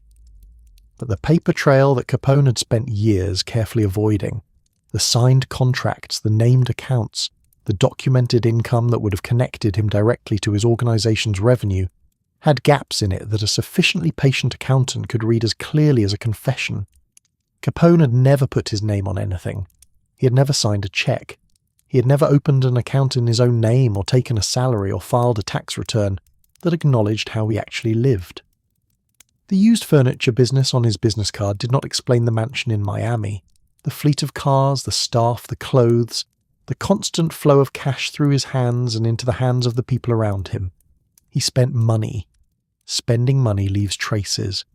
The traces were there for anyone willing to follow them long enough. The man assigned to follow them was a revenue agent named Frank Wilson. Wilson was not a glamorous figure. He was not the subject of newspaper profiles or radio programs. He did not have a colourful nickname. He was a methodical, patient, extraordinarily persistent accountant who had been tasked with one of the most difficult financial investigations in American legal history, and who went about it with the same unhurried thoroughness he apparently brought to everything. He worked nights, he worked weekends, he reviewed 5 million documents over the course of the investigation, going through ledgers and receipts and betting slips and the financial records of front businesses and the paper trails of people who worked for people who were several organizational layers removed from anyone with a name that appeared in the newspapers. He did not find what he was looking for quickly, because what he was looking for had been deliberately obscured by people who understood that paper trails were dangerous, and they had obscured it well. He found it anyway. The evidence he assembled did not prove that Capone had ordered murders, or that he ran a bootlegging operation, or that he bribed police officers and judges and aldermen across the city of Chicago. Everyone knew all of those things. Knowing them and proving them in a federal courtroom were different matters, and Capone's organization had spent years ensuring that the gap between the two was as wide as possible. What Wilson proved was something considerably simpler and considerably more legally decisive, that Al Capone had received substantial income and had not paid taxes on it. This was a federal crime. It was a crime that did not require proving what the money came from, only that the money existed and that taxes had not been paid on it. The source of the income was relevant to the amount owed, but not to the fact of the violation.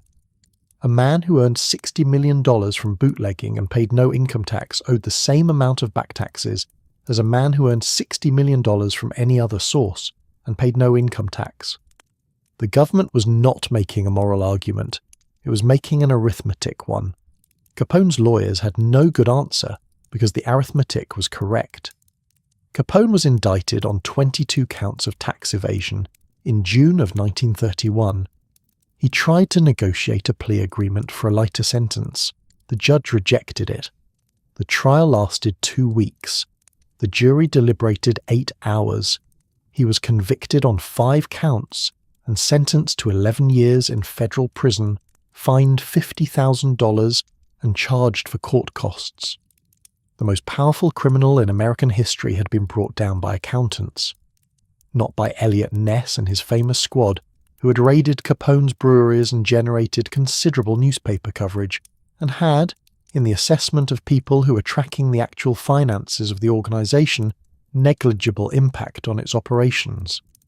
Not by the Prohibition Bureau, which had been trying and failing to make a case against him for years. By the Internal Revenue Service, which had followed the money with the patience that only an institution with no deadline and no interest in fame can sustain. Eliot Ness deserves a separate accounting, because the gap between what Ness actually did and what he became famous for doing is one of the more instructive distances in American popular history. Ness was 26 years old when he was assigned to Chicago in 1930. He assembled a squad of 11 agents, selected specifically because their backgrounds and finances made them difficult to bribe, and they began systematically raiding Capone's brewing operations. They were good at it. The raids were real. The breweries they shut down were real. The evidence they gathered on Capone's liquor operations was genuine and substantial. Ness was also unusually good at managing his relationship with the press, and the press responded by covering the squad extensively and giving them the nickname that has followed them ever since. The Untouchables were a genuine enforcement operation. They were also, from Capone's perspective, a manageable inconvenience. His organisation had 17 breweries. The Untouchables shut down several of them. The organisation found others. The revenue continued. Capone reportedly said that the Untouchables cost him about $100,000, which on an annual income of $60 million was an expense he found tolerable. What Capone lost sleep over, according to people who were close to him at the time, was the IRS. He could replace a brewery. He could not replace the paper trail that Frank Wilson was following through 5 million documents toward the conclusion that would end his career. The tax case was the thing he could not outrun, because it did not depend on proving what he had done. It depended only on proving that he had done something profitable and had not told the government about it. He had done a great many profitable things and had not told the government about any of them. Capone arrived at the Atlanta Federal Penitentiary in May of 1932. He was 33 years old. He had spent his entire adult life in an environment where money and violence created immediate results, where problems could be solved within hours by applying the right amount of one or the other, and where the people around him existed in a clear relationship to his power. Prison was different in every respect. The money did not work the same way. The violence was not available to him in the same way. The other inmates were not, in the main, impressed by who he had been outside. He had some advantages initially. His celebrity meant that other inmates knew who he was. His resources meant that he could obtain small comforts within the limited economy of a federal prison. He led a prison band for a period, which prison records describe with a neutrality that does not quite capture how strange the arrangement was. But the advantages were modest, and the years were long, and Atlanta was replaced by Alcatraz in 1934 when the new maximum security facility opened, and Alcatraz was designed specifically to eliminate the advantages that wealthy or connected inmates had historically managed to maintain in other federal facilities. On Alcatraz there were no favours to buy. There was no economy to navigate. There was the cell, the work assignments, the meals, and the other inmates, most of whom had no interest in treating the former King of Chicago any differently from anyone else. Capone was not suited to this. He had never been suited to anything that did not respond to money or to force, and Alcatraz responded to neither. The syphilis he had contracted in his youth, and never adequately treated, was doing what syphilis does over years and decades when left to progress. The neurological deterioration was gradual and then less gradual. By the time he was released in 1939, having served 6.5 of his 11 years, on grounds that included his deteriorating mental and physical health, he was not the man who had walked into the courthouse in 1931. His lawyers had noted in filings that his mental capacity had declined significantly. Observers who saw him in his final years in Florida described a man who was present physically but absent in ways that were difficult to specify and impossible to miss.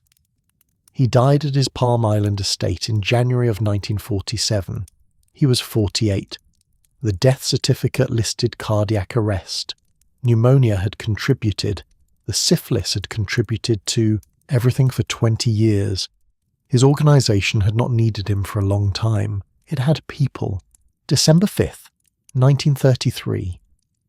Utah became the 36th state to ratify the 21st Amendment, putting it over the 3/4 threshold required to add it to the Constitution.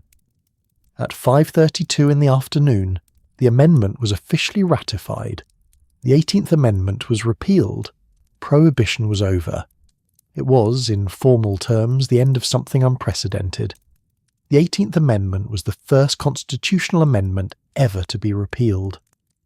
The Constitution of the United States had been amended 21 times since ratification, and had never before been amended to remove something it had previously added.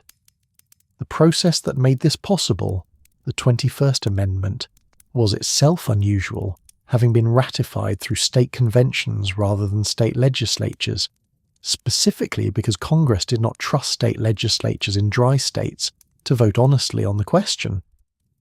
Roosevelt, who had been in office since March, received word of ratification and reportedly said that he thought it would be a good time for a beer. He had been saying variations of this in public since his campaign, and the country had agreed with him by a substantial margin, and now it was formally and constitutionally true. The celebrations were not as large as might have been expected. The country was still in the Depression. Most people did not have much money for celebrating. The drinks that were now legal cost money that many Americans did not have in December of 1933. But the bars opened, and the drinks were poured, and the people who could afford them drank them, and the people who could not afford them watched.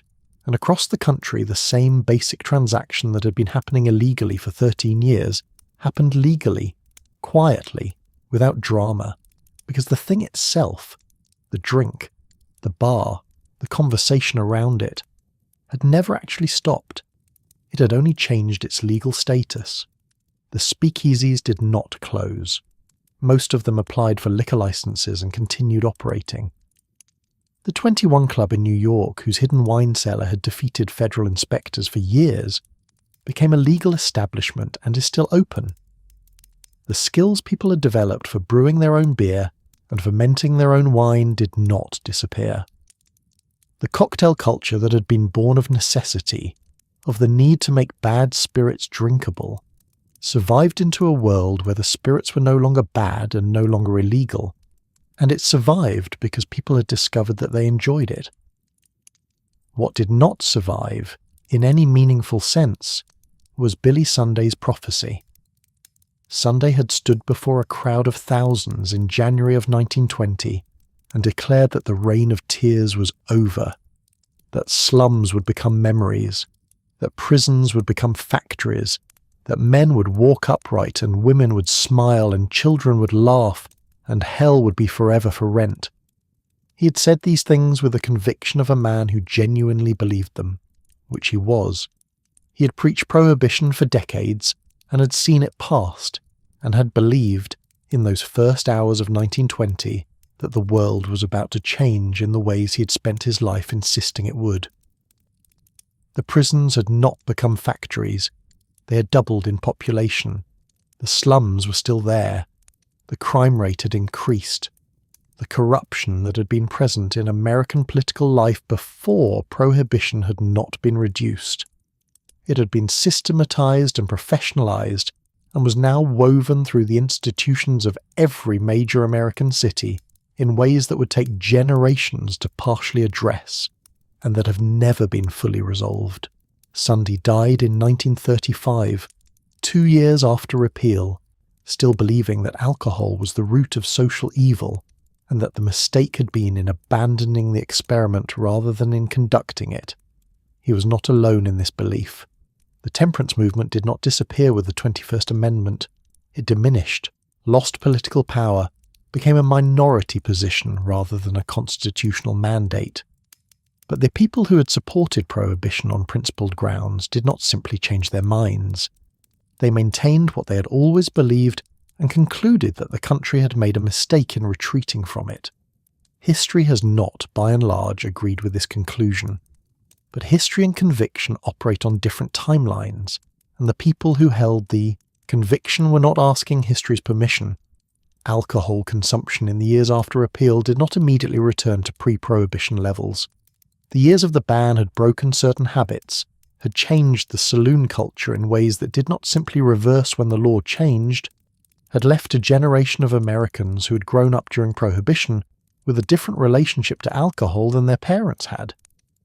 Drinking slowly recovered over the following decades, approaching but never quite reaching pre-Prohibition patterns in some communities, exceeding them in others. The saloon specifically did not return. What replaced it was the bar, which was something like the saloon but with women in it, and cocktails on the menu and a somewhat different social atmosphere, because the speakeasy had changed what people expected from a place to drink, and those expectations did not entirely revert. The free lunch counter was gone. The 5-cent beer was gone. The bar that replaced the saloon charged more and served less, and somehow attracted more people, because the experience had changed into something that included, for the first time, women as a matter of course rather than as an exception to the rules. The cocktail survived. This was perhaps the most durable cultural legacy of Prohibition. The drink designed to make terrible alcohol taste acceptable had outlasted the terrible alcohol and the legal prohibition that had made it necessary. Bartending became a craft. Mixology became a word. The Manhattan and the old-fashioned and the sidecar and the bee's knees. Drinks invented or refined in the speakeasy era to make bathtub gin palatable became classics that are still ordered in bars that have never had a reason to make their gin in a bathtub. The income tax remained as well. The 16th Amendment, which gave Congress the power to levy an income tax, had been ratified in 1913, partly because the Anti-Saloon League had needed to demonstrate, in order to build a political case for Prohibition, that the federal government could replace the revenue it collected from alcohol taxes through other means. The income tax had been the Anti-Saloon League's proof of concept. Prohibition was repealed in 1933. The income tax was not. It remains in place. This is, depending on your perspective, either a footnote or a punchline. The breweries and distilleries that had been shuttered in 1920 restarted. The alcohol tax revenue recovered quickly, and within a few years was exceeding projections. The $500 million annually that proponents of repeal had promised turned out to be an underestimate. What did not rebuild, because it had not been dismantled, was the criminal infrastructure Prohibition had created. The organizations that had spent 13 years building bootlegging networks did not dissolve in December of 1933. They were not required to. The 21st Amendment repealed the 18th. It did not address what the 18th had built: the people, the relationships, the territorial arrangements, the bribery networks, the organizational capacity. All of it remained, looking for new applications. Some of it moved into gambling. Illegal gambling had existed before Prohibition, but had been a smaller, more fragmented enterprise. The organizational capacity that bootlegging had developed, the ability to operate at scale, to manage distribution, to maintain police cooperation through corruption, to resolve territorial disputes through negotiation or violence as required, transferred directly to gambling operations that expanded rapidly in the 1930s and 40s. Some of it moved into narcotics. Heroin had been available in America before Prohibition, but had not had a large-scale distribution infrastructure. The infrastructure that had moved alcohol through the underground economy could move heroin through the same channels, to the same customers, using the same organizational relationships. The people who ran the narcotics trade that emerged in American cities in the decades after repeal were, in many cases, the same people, or the direct successors of the same people who had run bootlegging. They had not changed industries, they had changed products. Some of it moved into legitimate businesses, using capital accumulated during Prohibition to purchase companies, restaurants, hotels, laundries, the kinds of businesses that could absorb cash income without attracting scrutiny. This was called money laundering, a term that had not yet been coined in 1933, but that described a practice that was already well established by the time anyone thought to name it. Meyer Lansky, who had been one of Arnold Rothstein's protégés and who had spent the Prohibition years helping to build the financial infrastructure of New York's bootlegging operations, went on to become one of the most sophisticated financial operators in the history of American organized crime. He understood that the real value of criminal enterprise was not the cash it produced, but the ability to turn that cash into something that could not be taken away by a constitutional amendment. He applied this understanding across 5 decades and several continents, and the organizational model he developed, crime as finance rather than crime as violence, shaped what American organized crime became in the second half of the 20th century. He was never convicted of a major crime. He died in 1983 of natural causes. The last speakeasy closed whenever its last customer finally decided they had had enough for the evening and went home. There is no record of the exact moment. There was no ceremony. The bartender cleaned up, turned off the lights, and lock the door on an establishment that had been, for its entire existence, technically illegal, and that was now technically legal, and that would continue operating in most cases with the same staff and the same customers and the same general atmosphere, because the thing people had come for had never really been the illegality. It had been the drink and the company and the hour of the evening when neither the work that had come before nor the work that would come after had any particular claim on a person's attention. That had been true before Prohibition. It had been true during it. It remained true after. The law had changed everything around the drinking, and had not, in the end, changed the drinking. It had decided who could do it safely and who could not. It had built an empire of crime around a substance that, once the law was gone, turned out not to need any empire at all. It had killed somewhere between 10,000 and 50,000 people who had wanted a drink and could not afford a safe one, and then it had ended, and those people remained dead, and the country moved on. Billy Sunday's coffin had been the wrong shape for what was actually inside it. John Barleycorn had never been in there at all. Repeal did not arrive everywhere at once. The 21st Amendment returned control over alcohol to the individual states, which meant that what happened next depended entirely on where you were standing when it happened. In New York and Chicago and San Francisco and New Orleans, the change was immediate and visible. The bars were already there. The product was already available. The only thing that changed was that the transaction was now legal, which made it cheaper and safer and considerably less interesting to the newspapers. In other places, nothing changed at all. 18 states had statewide prohibition laws that the 21st Amendment left entirely intact. The federal ban was gone, but the state bans were not, and the state bans did not dissolve simply because Washington had changed its mind. Some of them lasted years, some lasted decades. Kansas stayed dry until 1948, Oklahoma until 1959. Mississippi, which had been the first state in the Union to adopt statewide prohibition back in 1908, was the last to end it. Mississippi went wet in 1966, 33 years after the rest of the country. Today, several hundred dry counties remain across the United States, concentrated largely in the South and in Appalachian communities where the evangelical Protestant tradition that had powered the temperance movement a century earlier never entirely lost its grip on local politics. You can drive across state lines and find yourself in a county where the liquor stores close at 6 and the bars do not open on Sundays, and the question of whether a restaurant can serve wine with dinner is a matter of active political debate.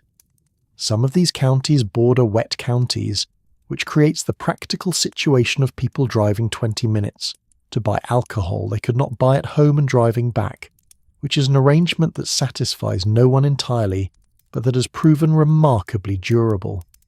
The 21st Amendment also gave states something that no other amendment has ever given them: the power to regulate alcohol as they see fit, independently of the federal government.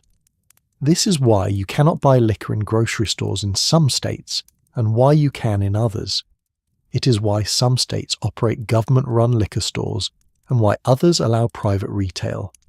It is why the rules around when you can buy alcohol, and what kind and from whom vary so dramatically that the American alcohol market looks, from the outside, less like a national policy and more like 50 separate experiments running simultaneously with no coordination and only occasional interest in each other's results. The 18th Amendment tried to impose uniformity and failed. The 21st Amendment accepted fragmentation, and that fragmentation has proven permanent. These places are not relics. They are communities with voters who are still making the same argument that the Anti-Saloon League was making in 1910, updated slightly for current circumstances, and finding enough local support to maintain it. The experiment ended nationally in 1933. It has not ended everywhere. The organisational infrastructure that Prohibition built lasted considerably longer than the law that built it, which was not a coincidence. Criminal enterprises do not dissolve when their primary revenue source becomes legal. They adapt. The bootlegging networks became narcotics networks. The gambling operations that had been secondary enterprises during the 1920s became primary ones during the 1930s and 40s, growing into casino operations in Nevada and illegal numbers games in every major American city, and fixed sporting events that generated revenue at scales the old bootlegging operations would have recognized. The heroin trade that emerged in American cities after the Second World War was not built from scratch. It used the distribution infrastructure that Prohibition had created, the routes, the relationships, the police corruption that had been purchased over years and simply redirected, the organizational knowledge of how to move an illegal product through a hostile environment at scale. The people who ran it understood the mechanics because they had learned the mechanics during 13 years of practice. They did not need to invent anything new. They needed to source a different product and sell it to a different customer base through the same channels they had already built. This is what happens when you build a criminal infrastructure around a product and then make the product legal. The infrastructure does not retire. It finds a new product. The new product does not have to be similar to the old one. It does not have to appeal to the same customers. It only has to be illegal, in demand, and profitable. Heroin met all three criteria in 1934 and meets all three today. The people who designed Prohibition were not trying to build an organized crime infrastructure. They were trying to eliminate one. The Anti-Saloon League's case against the saloon included the corruption and the gambling and the criminal activity that surrounded it, and they were not wrong that those things were there. What they did not anticipate was that making alcohol illegal would not eliminate the criminal activity around it. It would concentrate it, professionalize it, and scale it up to a point where it could survive the removal of its original product and find new ones. Billy Sunday had said that the slums would become memories. The slums remained. The criminal organizations that operated within them grew. The clearest way to understand what Prohibition was, seen from the distance of a century, is to look at what came after it and ask where it came from.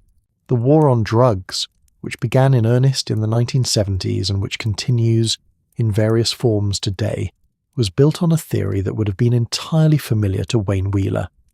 The theory is that if you make a substance illegal, people will stop using it, or at least use it less, and that the reduction in use will be worth the cost of enforcement. The substance changes. The theory does not.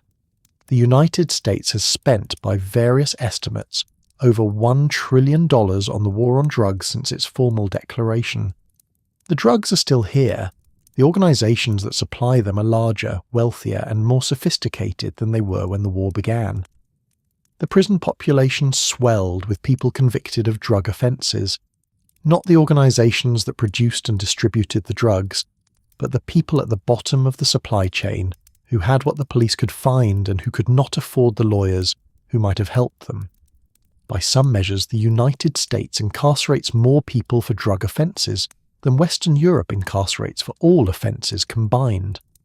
The outcomes of the war on drugs have followed, with considerable consistency, the pattern that Prohibition established. Consumption of the targeted substances has not stopped. The organizations that supply them have grown larger, more sophisticated and more violent than the street-level operations that preceded them, because Prohibition creates profit margins that attract organizational investment. The enforcement apparatus has expanded year after year without producing proportional reductions in supply or demand. The people who have been most severely affected by the criminal penalties, the people who have gone to prison, who have lost employment, who have had their lives structured around the consequences of a conviction, have been disproportionately poor and disproportionately black, disproportionately the people that the stated goals of drug policy claim to be protecting. The people with money and connections have, as they did during Prohibition, found ways to manage. The people without them have not. This is not an accident of implementation. It is not a problem that better enforcement would solve. It is a structural feature of Prohibition as a policy tool. When you ban something people want, you do not eliminate the wanting. You hand control of the supply to whoever is willing to operate outside the law, and you make the supply less safe, and you ensure that the people who can afford alternatives will access them while the people who cannot will take what is available. The available supply, freed from regulation and quality control and legal liability, will sometimes kill people. the people it kills will be the ones who had no better option. Charles Norris understood this in 1923. He was ignored. The mechanism he documented. Prohibition creates an unregulated supply. The unregulated supply harms the most vulnerable. The most vulnerable have no political recourse. Has been rediscovered in different contexts with different substances every decade since. The income tax remained. The organised crime remained. The dry counties remained. The constitutional precedent that an amendment can be repealed remained, though it has never been used again. The cocktail remained. The speakeasy aesthetic remained, preserved in amber and reproduced in bars across the world that have passwords and unmarked doors, and no actual reason for any of it beyond the appeal of a memory that most of their customers are too young to have. The public health improvements that Prohibition had produced also remained more quietly. Liver cirrhosis deaths had fallen significantly during the ban and did not immediately recover to pre-Prohibition levels when it ended. Arrests for public drunkenness had declined. Some communities, particularly in rural areas where the saloon had genuinely been a destructive presence, had developed social patterns during the dry years that persisted afterward. The temperance movement had not been entirely wrong that alcohol caused harm. It had been wrong about whether harm could be legislated away. These were different mistakes, and history has sometimes conflated them. What also remained was the lesson that nobody particularly wanted to learn, which is that the people making policy about what other people do with their bodies tend to be insulated from the consequences of that policy in ways that make them poor judges of its costs. The wealthy drank safely through Prohibition and moved on. The poor drank dangerously through it and, in tens of thousands of cases, did not move on at all. The gap between those two experiences was not incidental to the policy. It was a feature of how Prohibition as a tool operates, regardless of the substance being prohibited, regardless of the era, regardless of the sincerity of the people designing the policy. Charles Norris knew this. He kept writing it down. He kept being ignored. He died in 1935, the same year as Billy Sunday, having spent 15 years documenting a thing that the people who could have changed it had decided not to look at directly. What also remained, though it is harder to see, is the genuine moral seriousness of the people who built Prohibition in the first place. The temperance movement was not a conspiracy of the deluded. It was a response to real suffering. The saloon did damage families. Payday drinking did leave children hungry. Alcoholism did destroy lives in ways that were visible and documented, and that affected real people who had no mechanism for addressing the cause of their suffering beyond asking the government to remove the thing that was causing it. The women who marched for temperance in the 1870s had watched their husbands drink wages that should have fed their children, and had identified correctly the source of the problem. Their solution was wrong. Their diagnosis was not. Frances Willard spent decades organising around the premise that women and children bore the worst consequences of male alcoholism and had the least power to address it. She was right about that. She built one of the most effective grassroots organisations in American political history around that truth. The Anti-Saloon League's Wayne Wheeler was relentless and occasionally ruthless in pursuit of his goal, but his goal was shaped by a genuine vision of a country where the poverty and violence and family destruction that surrounded the saloon would be reduced. He was wrong about how to achieve it.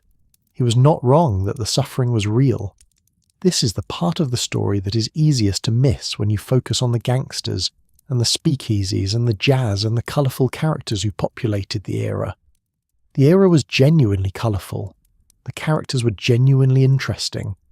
Izzy Einstein and his disguises, and George Remis and his swimming pool of champagne, and the 21 Club's hidden wine cellar, and Al Capone's business cards. All of it is real and vivid and entertaining in the way that history becomes entertaining when it is also absurd. But running underneath the absurdity, in the morgues that Charles Norris visited every morning, and in the neighbourhoods where the cheapest available alcohol was the most dangerous available alcohol, and in the communities where the organisational infrastructure of bootlegging would later become the organisational infrastructure of heroin distribution. Underneath all of that was the same question that the temperance movement had started with, and that Prohibition had failed to answer. What do you do about suffering that is real? The answer that Prohibition offered, remove the substance and remove the suffering, was wrong in the specific way that simple answers to complicated questions tend to be wrong. It identified one cause and assumed it was the only cause, and built a policy on that assumption, and the policy failed because the assumption was incomplete. The suffering did not come from alcohol alone. It came from poverty, from powerlessness, from the conditions that made a saloon on every corner the most available form of relief from a life that offered very few others. Remove the saloon, and the conditions remained. The conditions found other expressions. Some of them were worse. The law did not stop the drinking, it just decided who died from it. That sentence is the whole story. It is the story of the industrialist's wife who drank safely through Prohibition from her legally stocked cellar, while the factory worker's wife bought whatever was available from whoever was selling it on whatever corner was open that evening. It is the story of the 1,200 people who died in New York in 1926 from poisoned industrial alcohol, while the government that had poisoned it explained that they had made their own choices. It is the story of the organisational infrastructure that moved from bootlegging to heroin without pausing to reconsider its business model, because the business model worked and the product was interchangeable, and the people at the bottom of the supply chain would take what was available because they always had. It is also, if you follow it far enough, the story of every subsequent policy built on the same theory. Different substance, different decade, same architecture, same distribution of who benefits and who pays. The speakeasy-themed bars that exist in cities across the world today have passwords. You knock on an unmarked door, or you move a bookcase, or you speak a phrase to a host who leads you down a corridor to a room that looks like the 1920s. The drinks have names from that era. The decor reproduces a particular aesthetic of hidden glamour that has become, over the decades, as much a part of the period's image as the music. None of the people in those bars experience Prohibition. Very few of them have parents who did. The experience they are reproducing is not a memory. It is an idea of a memory, polished by a century of distance until the rougher parts have been worn smooth, and what remains is the romance of it, the conspiratorial atmosphere, the sense of something illicit and shared, the feeling of being in a place that exists slightly outside the ordinary rules. It is a genuine feeling. It is also a feeling that, during the actual Prohibition, was available primarily to people who could afford the establishments that provided it. The people who could not afford those establishments drank what was available, and what was available was not romantic, and the experience was not one that has generated a design aesthetic. The history that gets preserved tends to be the history that looked good at the time. Billy Sunday died in 1935, still believing. Wayne Wheeler had died in 1927, still believing. The Anti-Saloon League diminished but did not disappear. The temperance movement became a quieter thing, a minority position in American public life rather than a constitutional mandate, but it retained its institutional presence and its conviction and its genuine moral seriousness about a problem that had not gone away simply because the solution had been tried and failed. Alcohol continued to cause harm. The harm was real before Prohibition, it was real during it, and it was real after. Alcoholism damaged families after Repeal just as it had before. The suffering that had motivated Frances Willard and the Women's Christian Temperance Union, and the Anti-Saloon League and ultimately the 18th Amendment, did not end when the 21st Amendment was ratified. It continued in the newly legal bars and the legally produced spirits and the regulated market that had replaced the unregulated one, more visible now, less romanticised, but present. The question the temperance movement had raised, what do you do about a substance that causes real harm to real people, did not have an answer in 1933 that it had not had in 1873. It still does not have a clean one. The harm is real, the freedom is real, the suffering is real. The history of every attempt to resolve the tension between them by removing one side of the equation is also, by now, thoroughly documented. What the history shows is consistent enough to be called a pattern. The ban does not stop the use, it stops the regulation, it moves the supply from legal producers with liability to illegal producers without it. It concentrates the profit in the hands of whoever is willing to operate outside the law, and those people tend not to be characterized by their concern for consumer safety. It builds organizational capacity that outlasts the ban. It fills the prisons with people who were, in many cases, simply customers. And it does all of this while the people with enough money to access legal alternatives, the prescription whiskey, the imported scotch, the doctor who can be consulted about a medical necessity, continue their lives largely undisturbed. The law does not stop the wanting, it decides who pays for it. John Barleycorn is still here. He was never in the coffin. Billy Sunday held a funeral for something that was not dead and could not be killed by the mechanism he had chosen to kill it, and the ceremony was real, and the conviction was genuine, and the singing was probably very good. And none of it made any difference to the thing being buried, because the thing being buried was a human appetite, and human appetites do not respond to constitutional amendments. The slums did not become memories. The prisons did not become factories. Hell, to all appearances, is not for rent. The men did not all walk upright, and the women did not all smile, and the children did not all laugh, because those things had never depended on the availability of alcohol in the way that Billy Sunday had believed they did. They had depended on conditions that alcohol made worse in some cases, and that prohibition made worse in others, and that neither the saloon nor the amendment had ever been the primary cause of. The drinking continued through all of it. It continued during the 18th Amendment, and it continued after the 21st Amendment, and it continues now, in bars that have no reason to have a password, and that have one anyway, because someone decided the aesthetic was good, and in houses where people drink whatever they can afford, and in the dry counties where people drive to the next county over and bring it back, and in the cities where the organisational infrastructure built during Prohibition has pivoted through several products and several generations and is still, in various forms, operational. The law did not stop the drinking, it just decided who died from it. And it was not, as it turned out, the people who had held the service.